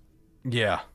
It's like, because it's basically, it's so to explain to chat, the book has like little lines on every page. You're supposed to take those pages and take those lines and put them on a grid that like shows like the page numbers, and when they're all put together, they essentially form a maze, and you press the buttons to go through the maze on like the D-pad. The problem is, the maze like loops around, it goes through every square, it really goes in a circle. Sometimes it goes through squares twice, so you're doing the same one, but not back to back. Mm-hmm. Yeah. But it's always just like up, down, left, or right. Right. The game is so smart because all of those D-pad puzzles are there from the beginning. And like when you're first playing the game and you don't know what's going on, you're like, oh, the D-pad does nothing. It doesn't move, it doesn't perform an action, whatever. And you slowly piece together mechanics through collecting the instruction pamphlet in-game that will, like, tell you can do certain specific things. It'll show you how to, like, do dodge or block parries or something like that. Or that you can, like, charge your melee attack or something. Stuff that's not ever explained. And eventually, it points out, though not directly, that kind of like through a very visual thing that's not just spelling it out for you, that you can follow these golden lines and do inputs, do directions, and that's how you solve a certain puzzle. And once that becomes obvious, you're like, okay, but what does that actually mean? I get what it's trying to tell me, but I don't understand how to do it. And then you try to do it on the D-pad just out of like instinct or guessing, and you get that happens. And then you see all those yellow lines on all the different pages, which is building up to an even bigger puzzle. But before you can even solve that, like, not only are there lines that determine what direction you have to press on the D-pad, there's like at least one visual gimmick in the lines that only sometimes appears that means you have to press it twice. And so you'll run across a puzzle that's like, wait, I've done 7 of these. Why is this one not working? Yep. Oh, there's something slightly different about this line. What does that mean? And it never spells it out. Or like you get to a room and like the puzzle to like solve it is like, oh, it's like a fountain, and it's counting the flowers on the cardinal directions of the fountain. Where like, north will have 1 flower, south will have 2. And there's a bundle of 3 at north again. And there's 4 on the right, 5 on the left, 6 on the right. So it's just basically up, down, up, right, left, right. Right. And that's what you have to press. And you're like pulling this environmental information to solve these puzzles on the screen. But the game really doesn't tell you what it is. It just takes, like, reading the book tells you to go to this spot, and you're like, well, what do I do here? And you have to figure it out or look it up. And that puzzle that has, like, the different environmental information, there's a lot of different puzzles that do that, but, like, having the 1 or 2 or 3 in some direction, it really only uses that gimmick maybe 3 times in a game that has, like, I don't know, 50 puzzles that are like that. So you get introduced, you finally decipher, not even through, like, translating anything, because you can translate that book, but you don't have to. A lot of stuff is using, like, an in-game language that you kind of work yourself around instead of breaking it down and actually translating it. And there's a bunch of, once you figure out the, like, D-pad directional puzzles, there's a bunch of different ways the game implements that in order to tell you, like, the actual order you have to follow or pattern you have to follow. It's really, really smart. And so, like, if you wanted to do a second playthrough, you can almost kind of sequence break things by knowing how those puzzles work long before you could ever intuit it from the pages you collect. Oh yeah, Tunic yeah. is super good. Yeah, it's a fantastic game. Yeah. But anyway, let's start questioning Anyway, these guys because yes. they need to respect my authority. I'm a cop after all. About You are what? a cop. You don't look like a cop. You know what you look like. A prophet, a revolutionary, a sack of shit. Like This Guillaume is- Lemire. Which is like some rock star you've talked about before, just offhand in previous streams. If a man down on his luck, I'm trying real hard here, Oh, man. well, go solve your case then. That would count as trying hard. Damn. No. he will not answer your questions. No, he doesn't. No, he doesn't. If I wasn't But clinically I'm a depressed, cop. I'd burst out laughing. But I'm gonna go with no right now. Oh, Maybe you he's a want to hear me clinically depressed say cop. things. Actually, I don't want to hear you say things. Come on, Jean. He's had enough of that, actually. Say things. I want to hear you say things. Hear that? He says, He wants you to non-sarcastically. say things. Say one. Suddenly, out of nowhere, case-related things start popping up in your head. I wonder why that could be. Yeah. It's almost like you have a rapport with this guy. Yeah. You think he was hanged as a cover-up? To hide the shooting? Okay, well... He corrects his blonde wig. It's just straight up like, that's a fucking wig. I don't know. Why are you? It's like you felt it would be intellectually stimulating and would lead somewhere. A custom even? Oh my god, there's more. You want something more? What is it? Of course there's more. Okay, why not? Let's do the old thing over again. So, do you know who hanged him? Yeah, I can see that. I don't know. Why? Oh my god, there's more. Think that's about all you The get. man with the sunglasses and his hypothetical Station 41. Weird, right? It was kind of weird, yeah. It's a little off. Actually, you know what? This whole interaction was perfectly normal for me these days. It's been, yeah, in comparison to what Harry's gone through recently, not that weird. There's something missing here. Something you can't put our finger on. You know what? Just ask him. I know it sounds crazy, and you'll probably get laughed at. But still. Yes, just cross it off the list. It's probably not true, though. Unless.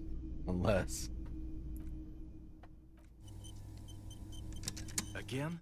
I can't believe this shit. I'm going to say no. Just to see what you'll say to that. What'd you say? You're like, okay, or yeah, I really don't remember you. He pinches the root of his nose. He is not happy with this I was answer. clearly wrong. He is a firefighter, male nurse, animal control, something of that kind. Not a cop. Go on with your cop work. Even though he's got that cop marking on his suit. Yeah, that Kim fully told us about. Mm-hmm.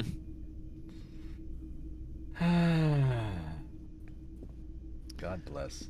So, some other cops from your precinct are here, and they are not happy with your bullshit. Well, at Okay, least to he be is. fair, I've been here for a week. Actually, no. Actually, they're probably here because I lost my badge and my gun. But I've only been here for a week. Right. It's a murder, and it's a complicated one. But It's- also, yeah, the more you look into it, the more complicated it is. Also, yes, I am on my bullshit again.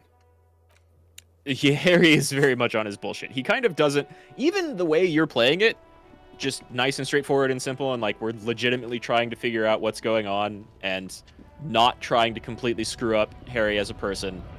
Like, he kind of can't not be on some bullshit. He has a very little clue as to what's going on or what reality is like. Hola, wandering man. How can I help you now?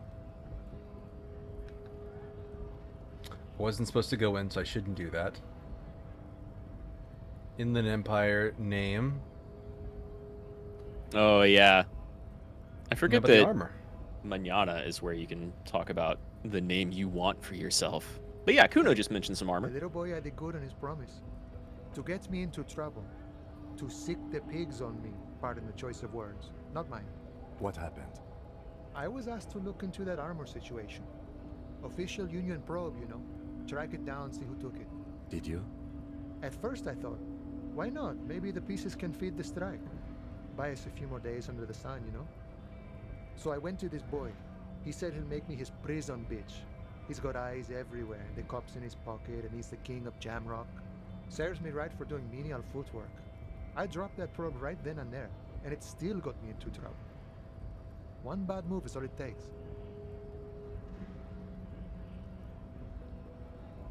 Interesting. I learned that people don't want to talk to a drunk Union man about some armor. What else? Not much. Technical stuff mostly. That was the interesting part. I did some research into this armadura. Let's say I have friends at the library. I didn't get into the material science, just how it comes off. How does it come off? In parts. 4 in total. The helmet was the first to go. The kid says he tore it off and kicked it into the sea. I believe him. The boots were It's still very on the guy believable. last I saw. Too hard to remove. Mm-hmm. So, as I count, there are 2 parts missing. The gauntlets and the cuirass. This is where I left off. Too much hassle. More like a job for some militia. Surprise, surprise, that the guy named Call Me Mañana, Call Me Tomorrow, says, it's too much effort. I guess you won't be collecting them all then. That's less work for you at least.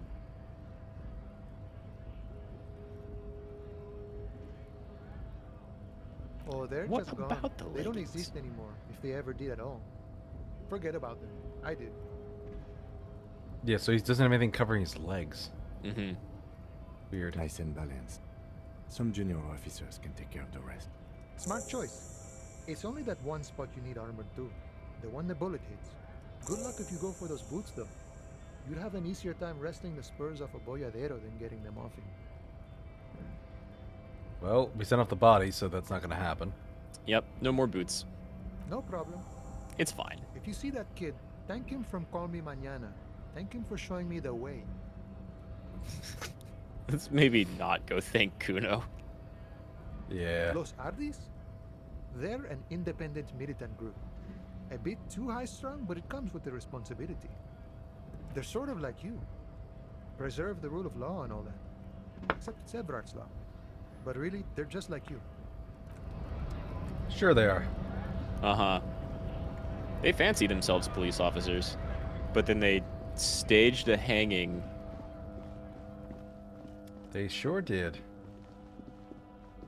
In order to do what, exactly? Well, they had a corpse, which is interesting because, like, they could have just disappeared the body, but they didn't. Mm-hmm. They made it public. I thought the bridge was supposed to be down today. Go a little bit further northwest. Or I guess just west. The game has like an actual north that doesn't line up with the top side of the map, so I don't know. I think the sign that was in the ravine has been removed, so you might be able to actually close that bridge. And then the only other thing I can think of up here is someone told you to talk to those old people playing with balls. A rusting control panel. You grab the handle and pull the lever up. As Voila. soon as the metal connects against the water lock starts moving. It actually animates. Oh, neat.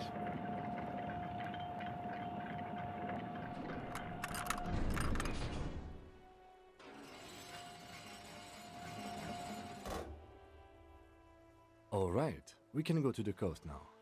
Expect rugged terrain and drunks. And if you wanted to forge that document for Evrard, now you can. If you wanted to. I don't feel like helping Everett with this thing. That's fair.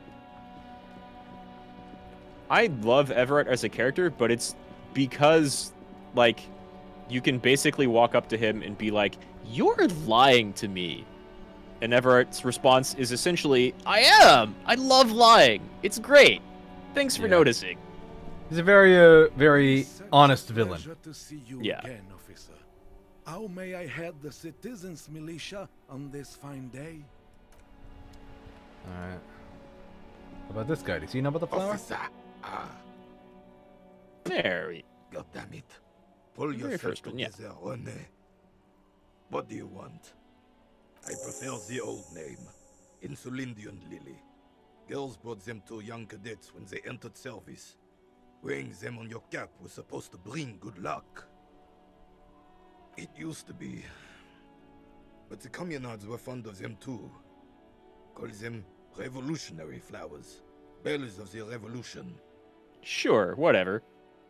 You know what? No. They brought me misery, false hope, and disappointment. The revolutionaries sullied them. You stirred up some bad memories there. But it wasn't the revolutionaries that sullied the ID for you, was it?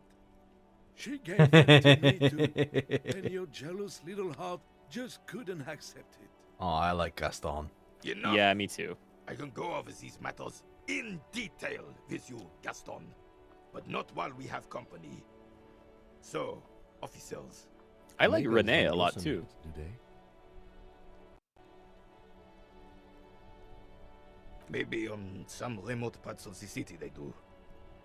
But I think you have to wait for at least a month. I found your guard booth. Yes. The Debardeurs Union pays me to stand vigil during the nights. Not out of any political allegiance, mind you. I'm an old man. Don't sleep more than a few hours every night anyway, and money is tight. Did he see any bit of the murder? Yeah. Or you can ask him about the picture you found. Yes, it does. Unfortunately, I wasn't working that night. Been on a 2-week leave since last Monday. Who's working the No shift? one. The bus has been unmanned since last Monday. There's no other guard. It's just me. No one has been guarding the container yard since last Monday. Yes. It's not actually an issue. I mean... Look, officers.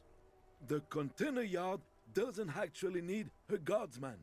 Never had one before, René.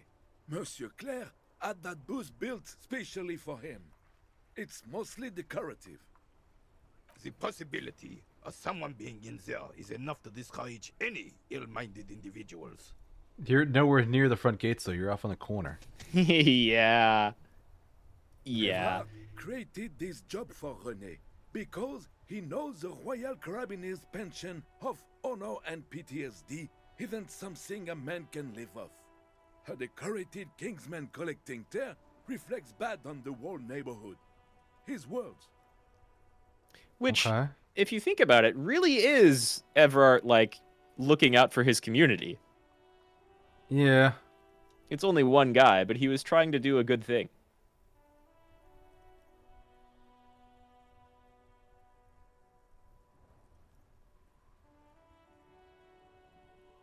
Alright, I'm reading through these. Everard gets it. Big guy's looking after the small and everybody working together. I love it. Except he doesn't get it. I don't like defending Everard. Such dependency only weakens a man further. Do or die. There is no middle. No. René is but one man. We need a program. Get all the elderly back to the job market. Keep folks motivated. No. Yeah, that's free market and hustle right there. Yeah. René should rent out his services, invest the profit, get few more guys, expand and repeat. Wage work is a dead end. There's nothing wrong with tar collecting. It's my side thing too. Which is not a lie. Eh. Yeah, I don't know how I feel about most of those answers. Like, 1 and 5 are legit, but 1 praises Everard and 5 makes you look like a hobo. The rest are various economic stuff. The topic of my guard booth now. No, I'm going to ask you about a picture. Is nobody. This is none of your concern, and I refuse to discuss my private affairs with the RCM. The lady is Jeanne-Marie Beaulieu, and she sure as hell wasn't a nobody. Yes, yes. Like I said, it would be up anyway, so might as well keep an eye out. It keeps my senses sharp. Okay. So really, what did we learn about the flowers? They're not really blooming around here, especially not right now. True, they're not from around here. So yeah, that is right. But one ended up on that rooftop somehow. It did. Hey. Psst. Psst. Hey. Oh, which one's this? Yes, you. Word on the street is you're ready to start. What commie option did you pick? Again. Oh, everybody working together when you praised Everart. Oh, right. This is fun. You don't have to do any of these. Things But... like down with the bourgeoisie, eat the rich, sodomize the landowners, impale all people who have more than 25 real in their pocket. I haven't said any of that, no. You really haven't. Regardless of their political beliefs. That kind of stuff. Okay, not in so many words, but don't deny it. You're about to rip off that mask of social democracy and reveal Jesus, the rhetoric. seven-eyed lamb of global communism that will devour and masticate mankind. Devour and masticate. Why are all the voices in my head so crazy? Everyone can see that. They're out there. So tell me, do you have any questions before we fire up the big communism builder? Or do we get right down to it? What is it that rhetoric thinks communism is even about? Failure. It's about failure. I'm sorry, what? Oh. Yes. Oh. Abject failure. Total, irreversible defeat on all fronts. Absolutely Oh my God. vanquished. Beaten. Curbed. Rhetoric, stop pissed on. talking to my ego. You will reverse the fortune Precisely. of the workers of the world.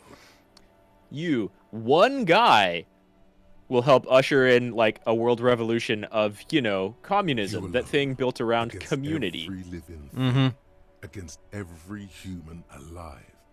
800 trillion real in the hands of an impossibly... Reminds me of the whole like push for like Sigma males and things like that.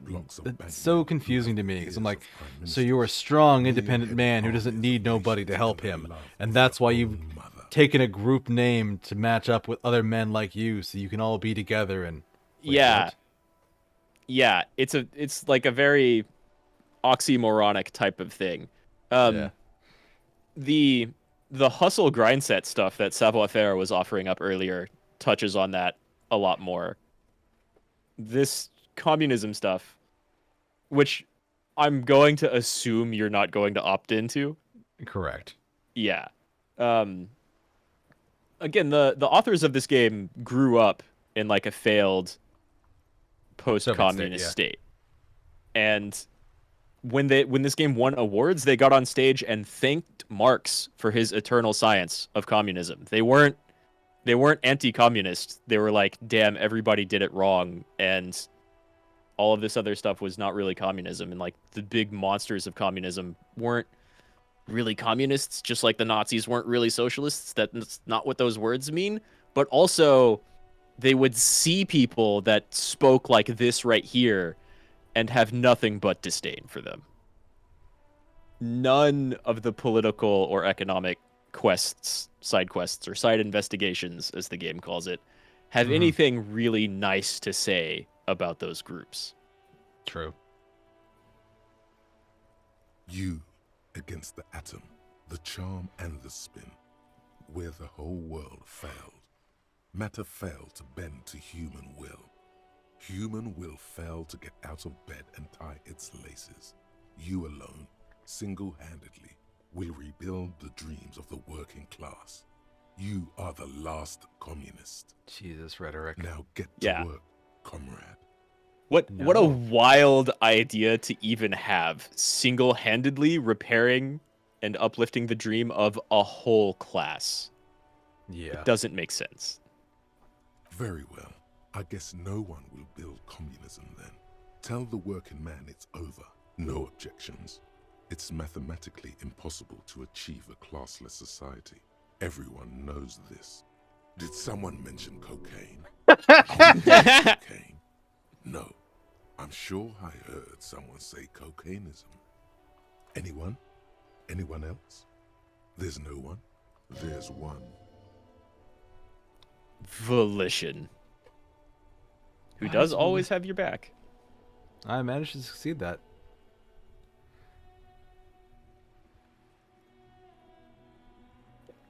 I don't think I want the communism thought at all, do I? It gets you like a side quest and some nice dialogue, but it's not one of the ones that gives you like, well, I think you'll like get experience a little bit whenever you say communist things. Mm-hmm. But then you'd be inclined to start going down that road. I like all of the political side quests, but again, none of them are like positive, right? Mm-hmm. Yeah, I'll pass. Sure.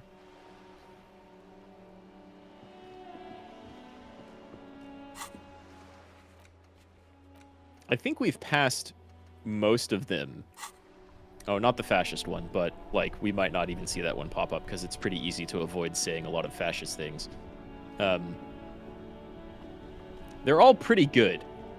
They're all like pretty well written. Like the communist one basically sees you join like a book club, but it's just two people who do too much reading and no action. And they kind of make fun of you for not reading enough theory, and then when you finally read it and mostly interpret it correctly, they're pretty impressed. But then you can like spectacularly fail and ask them things like, I think I figured it out. Are the bourgeoisie the women? Oh god, Harry, no. Or they're trying to build a stack of cards that's based off of Mazovian thought, this universe's stand-in for Karl Marx. And during this near impossible to build tower of cards, there's conversations about like how actually physics is bourgeois and cannot be trusted. So just like radical, weird misinterpretations of a lot of different stuff. Oh, there's like bricks over here. Yeah, so like a lot of those political and economic quests have fun stuff in them. But yeah, here we have opened up what I'll call the second half of the game. Nice. We finally get to go to the south, and whoa, there's some really fun stuff down here.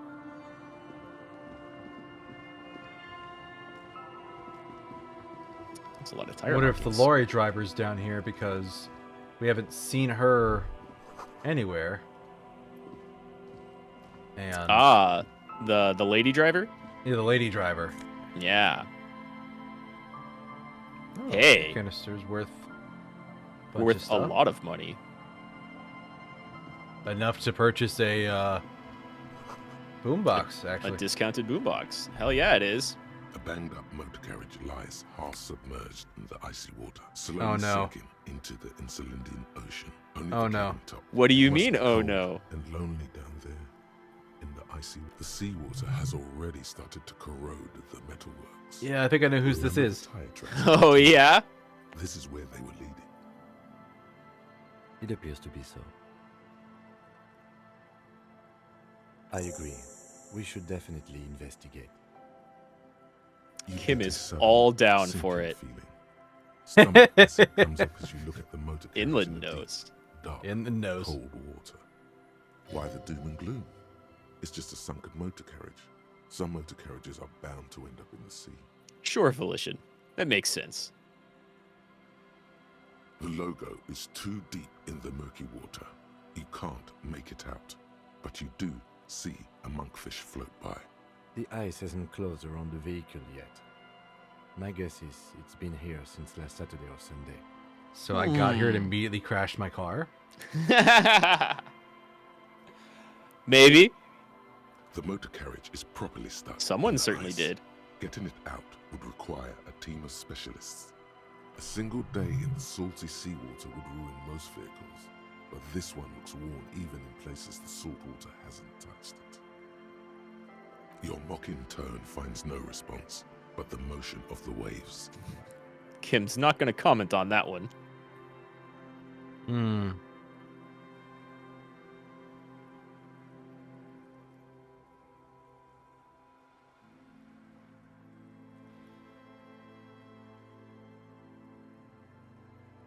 Yes. Does seem pretty crazy reckless. Crazy recklessness. I'd say it has been here since last Saturday or Sunday. Let's wait for the low tide and see what's inside. Great idea. Then we can get the things inside. The Joyrider must have left something good inside. Guns, papers, maybe a cool jacket. A Joyrider jacket. A Joyrider jacket. You feel a strange connection to this Joyrider. Maybe he's from some kind of Joyrider. It's a very strange connection. Whatever could it be? Like a cop would? I don't know. An hour or two tops? Oh, straight up past time. We have to wait. Straight up past a little bit of time. We didn't even really see the swing set because he didn't go down southwest a bit, but it's right there. Old rusty playground. The world around you becomes very silent. The hinges creak under your weight, dangerously so. Nothing but the sound of seagulls high above in the sky, echoing like distant laughter. Ice cracks around the blue motor carriage in the sea. I can't change my equipment, darn it. You can't change your equipment and you can't save. You are locked in the middle of a scene. The tune on your lips Nice. forms a strange yet undeniably beautiful contrast with the surrounding bleakness. The lieutenant gives you a quick glance. Then, still looking straight ahead, he joins you with a higher pitched and slightly more melodic trill. The wind blows.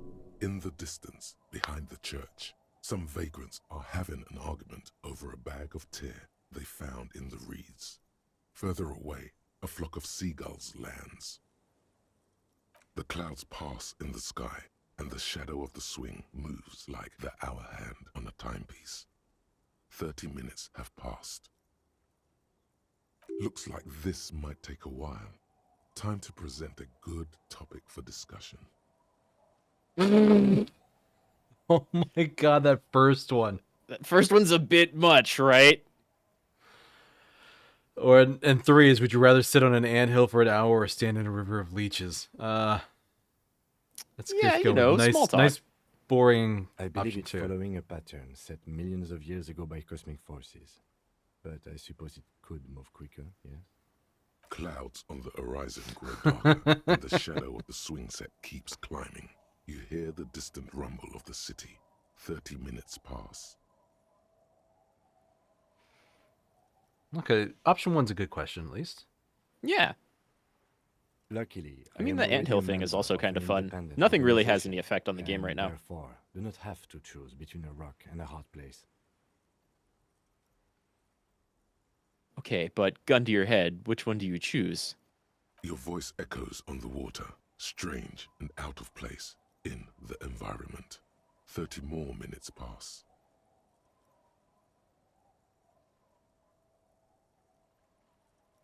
Here we go. So you noticed immediately.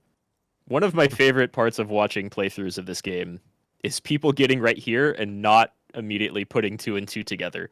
That it's Harry's car, yeah. Yeah. It even looks like Kim's. Mm-hmm. Detective, I've been able to make out the mark ever since we arrived. I find it odd that you haven't. It's a Capri, Model 40. Yes. Why haven't you? It is a simple and rugged machine, favored by working men, government offices, firefighters, animal control people. You know, those kinds of people. Yes, 41. What do you think it stands for? Does he know something about the driver of this vehicle? Rank of an underground street racing hierarchy. Small fish, this one. Tommy Must 41. be Tommy 41. Morning host of FM 41. Looks like the factory made a mistake and accidentally called this one Capri 41. Stupid factory. Precinct. Oh god, no. I kind of want to just go to oh god, no. Just, oh god, no. The sudden realization. Part of me wants to save scum this and do option 1, but all of them are pretty funny. I will ask a specific question here, and I want you to give me an answer. When I pick one of these, does it allow me to choose other ones until oh god no? Like could I go down to the list technically? It's been a minute. I want to say you can, and every single one, Kim is just kind of like, yeah, I don't think that's it. There's not a lot behind each one of these. But it could also be the number of a police precinct. Precinct 41, your precinct. Or he immediately points you in that in direction. your stomach. Yeah. And the most terrible feeling comes over you. Oh God, Harry. Oh God, Harry. What did you do? No. Just nope. Say no to this, Harry. Volition does not want it. So okay, so it is only one choice. I wish you'd taken me back there.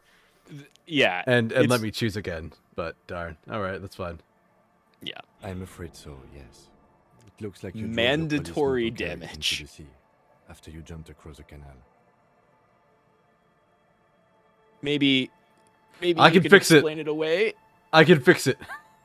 you can fix that wreck. Look at it. It's totally fixable, especially by just you. Things were going so well. We were just whistling merrily. I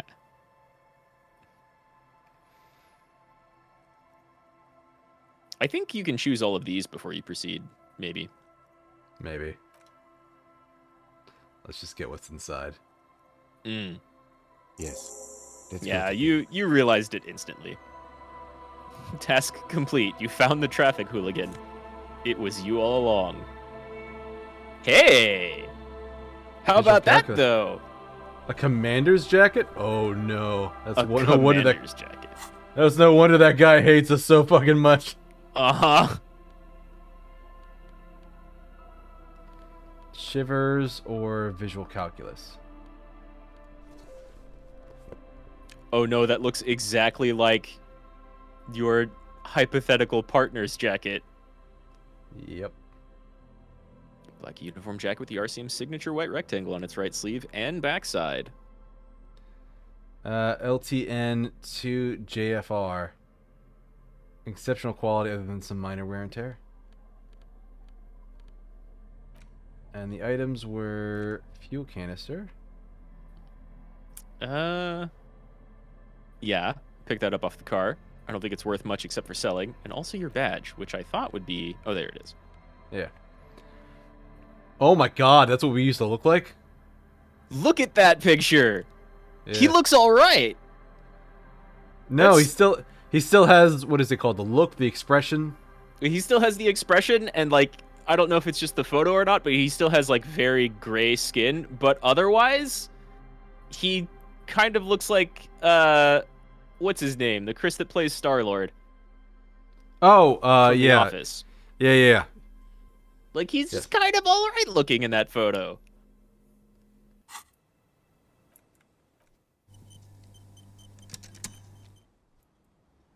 Now, Kim may or may not have something to say. Yeah, he might. A police badge on which you see the Oh, photo here we go. of a man. You. At least something good came out of all this.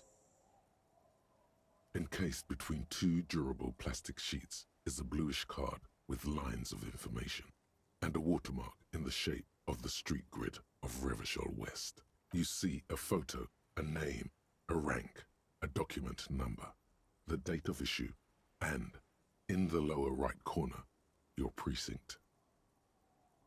The man keeps winking at you with his green-grey eyes. The photo is old, no doubt about that, but the badge is new. You used an old photo for a new badge. Yeah, Good choice. photo. He sure A newer did. photo would look different. 8, maybe 10 years. The guy in the picture that is delivery. rather good looking. He's got a nice haircut and Oh, is it's actually the distinctly badge lacking talking to us. in massive sideburns. Yeah. What do you think? His face is already contorted by the expression, although it looks less grotesque on him than it does on you now. It looks better on him because he isn't in as much pain. while producing it, as you are now. Although there's already a hint of that pain, certainly. Don't be fooled. The bad times have already begun. The badge in your hand shines as you rotate it, catching light. You see lines of information on it, and a shining watermark. Harrier. That's long for Harry. So you are Harry. Evrard was half right. Probably not a lot of people know your full name. Whoever told him you're Harry Dubois... Aha! I didn't completely spoil the name. Harrier Dubois.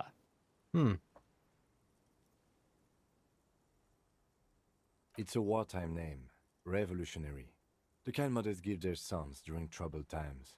Like Undying or Boxer or Ironhide. I am he who harries people. Harrier. Okay, Yep. That's actually a good cop name. It's a pretty good name. I like it a lot, honestly.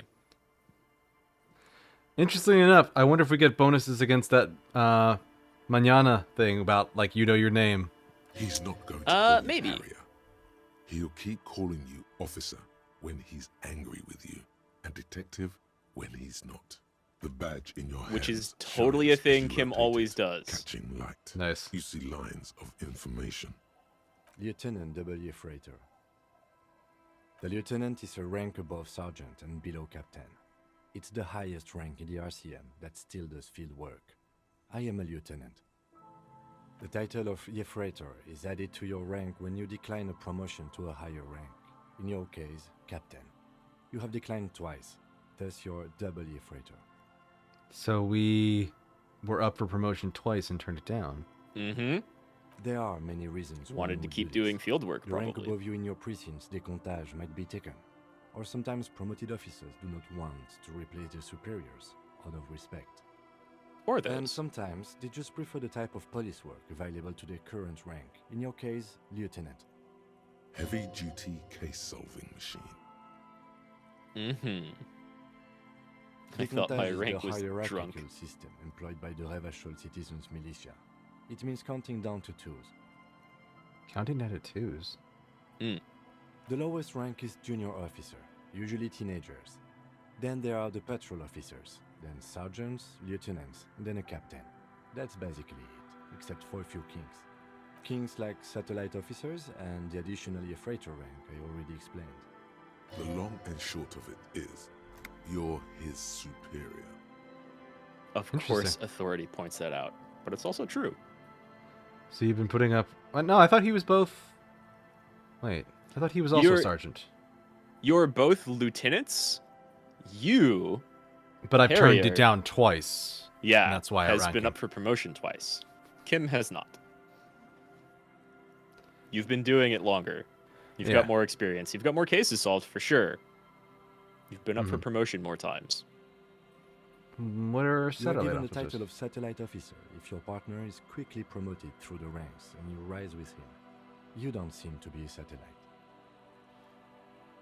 So you've been putting up with my bullshit because I'm your superior. Don't want to say that. Putting up with me because we're the same rank, or I mean, the first one, it's not necessarily insulting.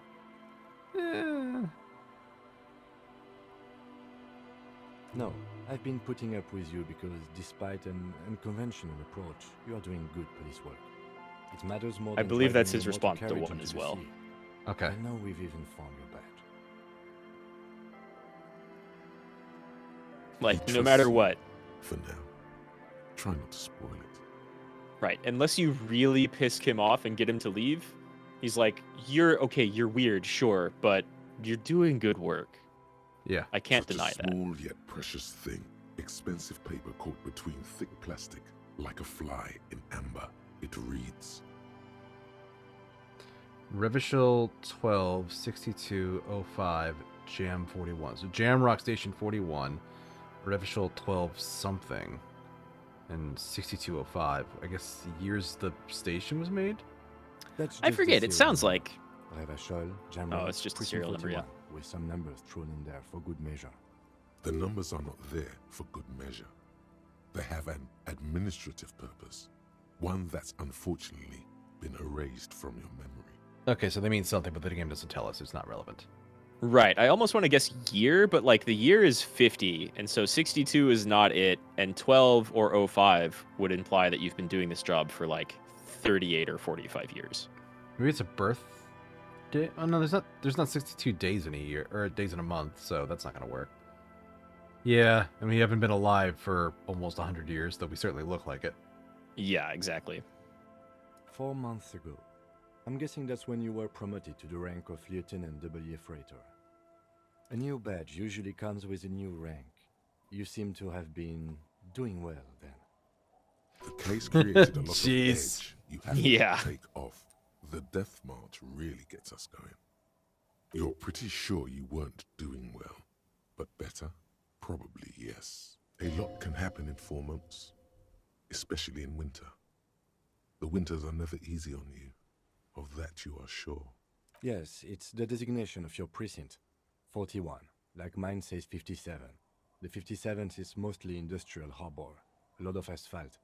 The 41st is... it's a tough station to work in. You have all of Jamrock to cover. That district should have 3 precincts, but money is what it is. It's no wonder you are like you are, he thinks. But then again...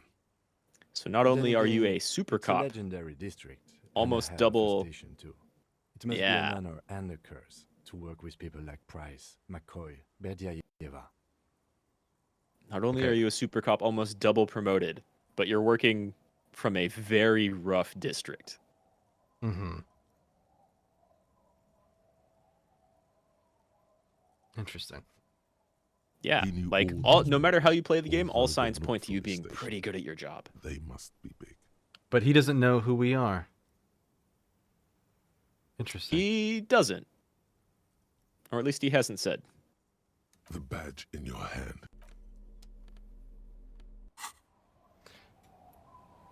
Oh, money. So you found your car and your badge. And a jacket. A nice jacket. A pretty nice jacket. This is it. The scene of the party. The fire pit. Cigarettes and empty bottles all evidence it.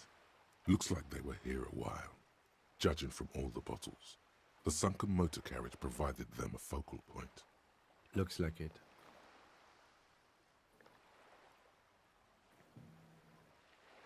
Not as such, no. Let's keep... Okay. Real. Mm-hmm. Real.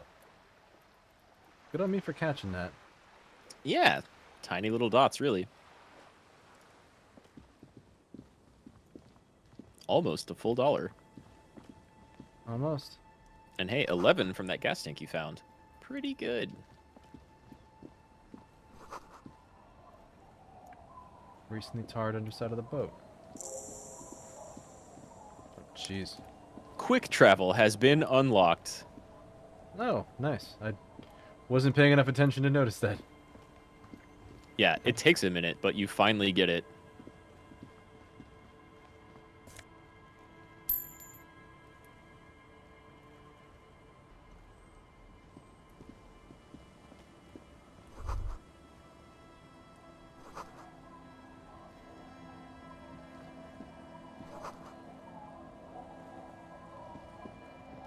Kind of only makes sense that it would be locked. True. Looks like a rough area. I don't live in a rough area and I still lock my place, so... Yeah, I That's do out just- of habit. Yeah, I was just kind of raised that way. Mm-hmm. Never really felt like I needed to, but it's definitely the safe thing to do. Mm-hmm.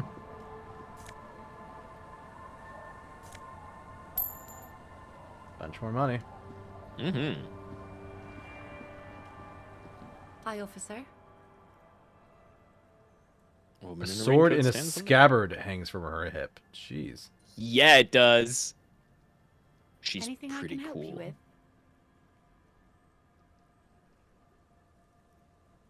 A fishing village on the seashore. This place doesn't really have a name. It's sometimes called Elysible. The sign on the street leading here is illegible. Has been since they built this place. The name is Lillian. People call me Netpicker.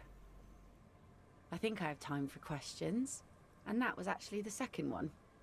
Indeed, you're always confused as to your whereabouts. Ask her about the cool sword. Helps to break the ice. It's kind of true. She does have a cool sword. She does. Unfortunately, the factory sold this one with a 3-year warranty instead of a story. It's to intimidate folks mostly. It is imposing. It's a regular mass-produced sword, like a shovel or an axe. Nothing fancy, just for intimidation. From time to time, people need a lesson in respect. That's just the way it is. Back in the day, I caught the eyes of many men. And believe me, men need a lesson in manners from time to time. She's not wrong. No, she's not. Of course, she carries a sword with her instead of, like, mace or a knife. Much more visible, I suppose. Yeah, I think that's kind of the point. I was going to say, well, I mean, a knife's all well and good, but it's not going to keep people away just from looking at you, whereas a sword absolutely will. Some went to patch their wounds, their lesson learned. Others were more thick-headed. And one of them, I ended up marrying. Guess I enjoyed the way he bled. If it is, then why the melancholy? Gone. To the waves. The sea took him. It was a long time ago. He didn't respect the sea. Went out there, drunk like a skunk, and sure enough, one day the boat was found floating empty. The bloated corpse turned up 2 weeks later. Now, before you tell me how sorry you are for my loss, know that it was 4 years ago, and I've moved on.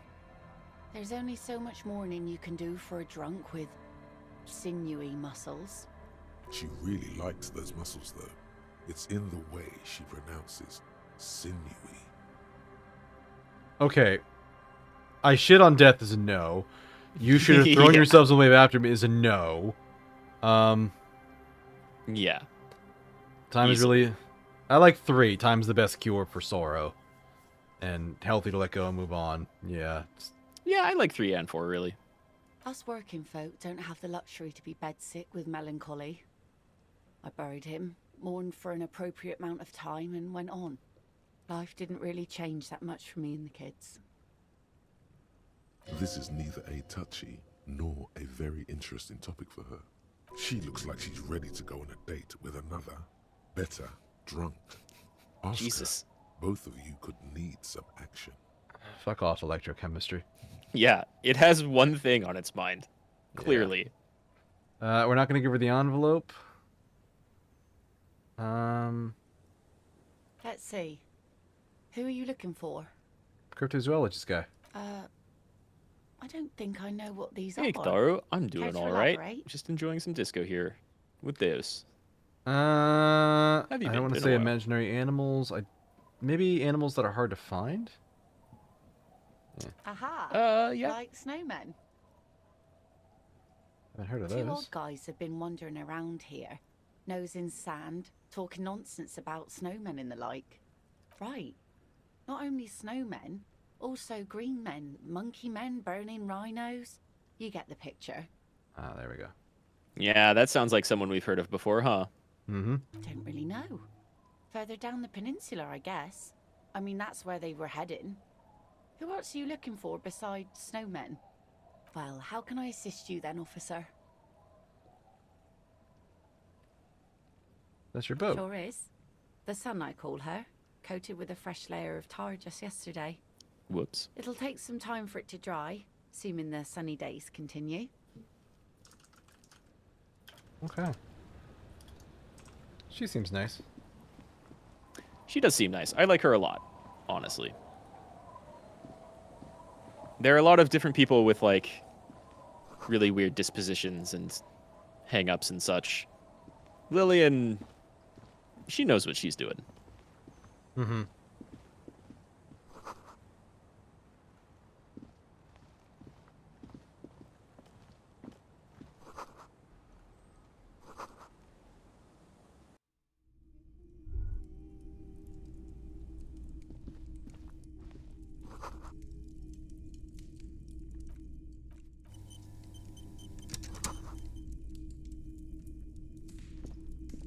mister. And little Lily.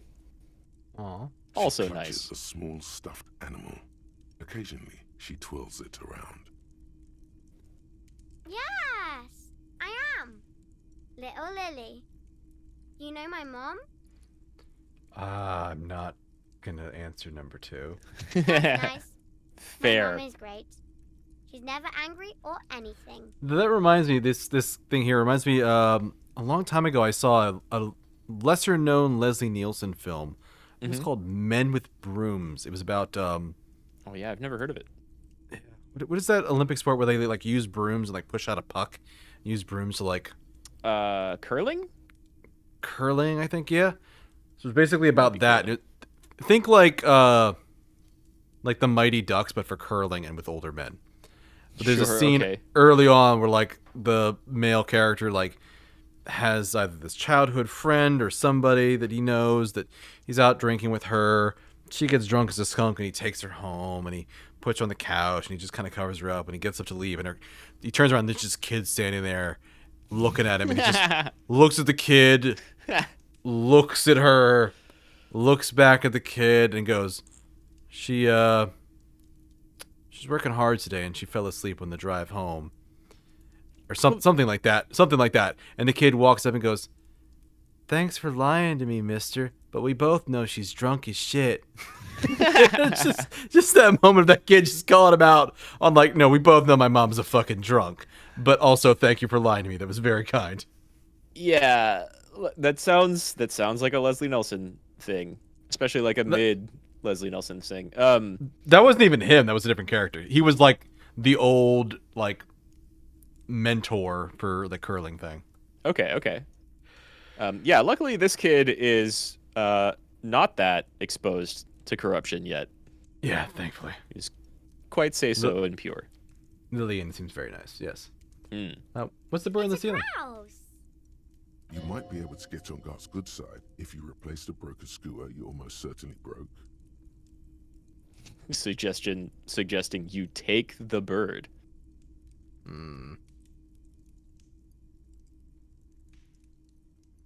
I don't know. She twirls the fur. Why would she? In the air, giggling. Very true. Happily. Yeah, I'm not going to steal her or her mother's thing. No. It's Well, they could say you could have He's it, my but yeah. friend. Why even try to take it? Like, Lambie is a stuffed lamb that, admittedly, has seen better days.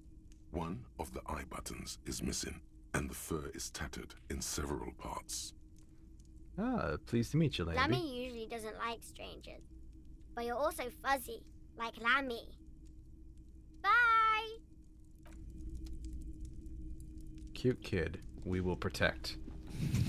Mostly by not interacting with them anymore. Yep. A primer for small kids. So I do want to note we are really late on time. Yeah, we've been going for about 4 hours. Yeah. Right. We did some stuff today for sure. We got the body sent off, opened up the southern part. You've got the money for the boombox.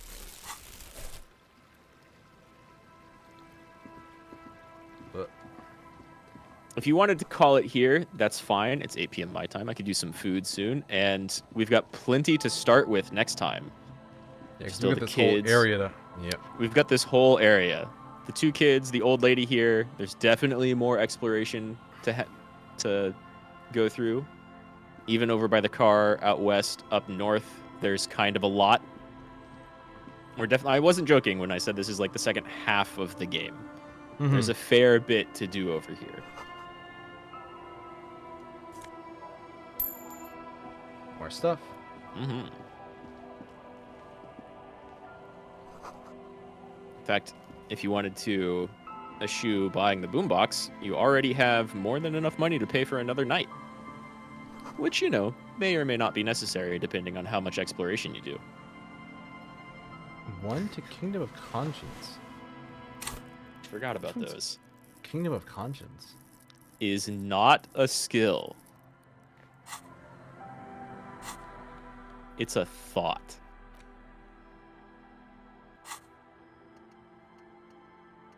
Which you have. Wait. Mm-hmm. +1 to this would mean the learning cap goes up by 6 for those? I forget exactly. I think it either lets you keep all of those bonuses as long as you're wearing the pants, but that means if you do, like, raise anything to that cap and then take them off, you lose it. Or wearing them gives you the, like, more or less dialogue options heal morale. Interesting. It might even give you the thought if you didn't previously find it. They are very average businessman pants, like the Sunday frame.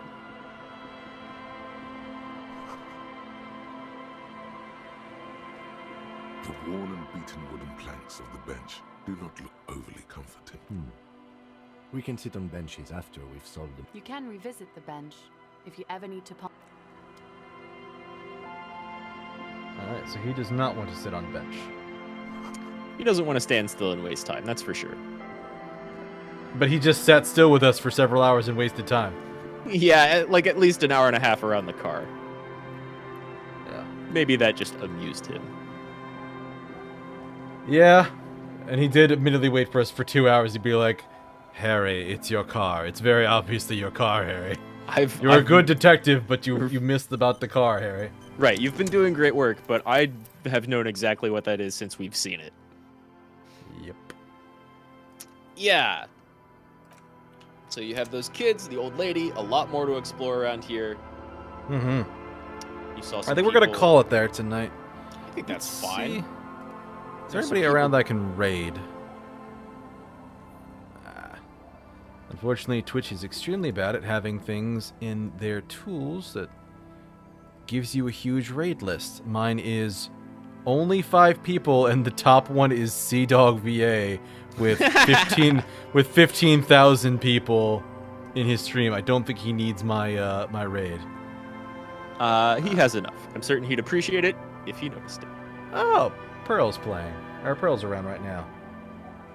I like Pearl. Pearl's a cute little otter tuber. Let's raid Pearl. There are probably several people that I would like to be able to raid, but haven't set that up or really contacted them yet. Alright, folks, so we're going to send you over to Pearl. She's doing a Dungeons and Dragons thing tonight. Very sweet tuber. Nice. Treat her nicely. Treat her nicely. Give her lots of head pats. But, yeah, so also I posted my schedule earlier tonight. I will be doing Octopath tomorrow. Cool. There's going to be no stream on Saturday because I got some IRL stuff I got to take care of that day. And then I might or might not stream Sunday depending on how some of the IRL stuff goes. It depends, but we'll see. But hopefully Sunday we'll do another media share and just chatting collab. Yeah, that'd be fun. Mm-hmm. I haven't made my schedule yet. I need to look at my work schedule, but I'll probably post it later tonight and then repost it tomorrow. I just off the top of my head, I think I'm probably going to do, let's see, Tactics Ogre maybe once every other week, and I want to finish up Parasite Eve for sure is a thing I'm playing probably next, and Ender Lilies. I'm really close to finishing that, so I want to get at least like a little short stream in when I finish that. Yeah, I thought you were like right at the end boss in there. I'm super right at the end boss, but I kind of wanted to get more health because like that game hits super hard. It does. It really does. It's mean, but super pretty. God, I love the look and feel of that game. Yeah, it's just a little bit too hardcore for me and my taste, but I'm also the crazy person who plays Hollow Knight to relax, so what do I know? Yeah. Hollow Knight, I think, is a little bit better balanced. Hollow Knight's probably one of my favorite games in Metroidvanias. It's super, super good. Mm-hmm. But, all right, I will get the raid going, and we will head on out. But thank you for having me and spending time with me while we play the disco. And thank you, YouTube, for spending time with us as well. And Twitch, too. Yeah, thanks for chiming in, Twitch. It was fun doing our little collab here, and we'll definitely continue this probably 2 weeks from now, something like that. We'll figure it out and post about it eventually.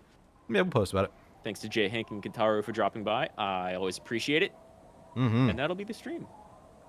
All right. Have a good one, everybody. Atsamaho. See you next time.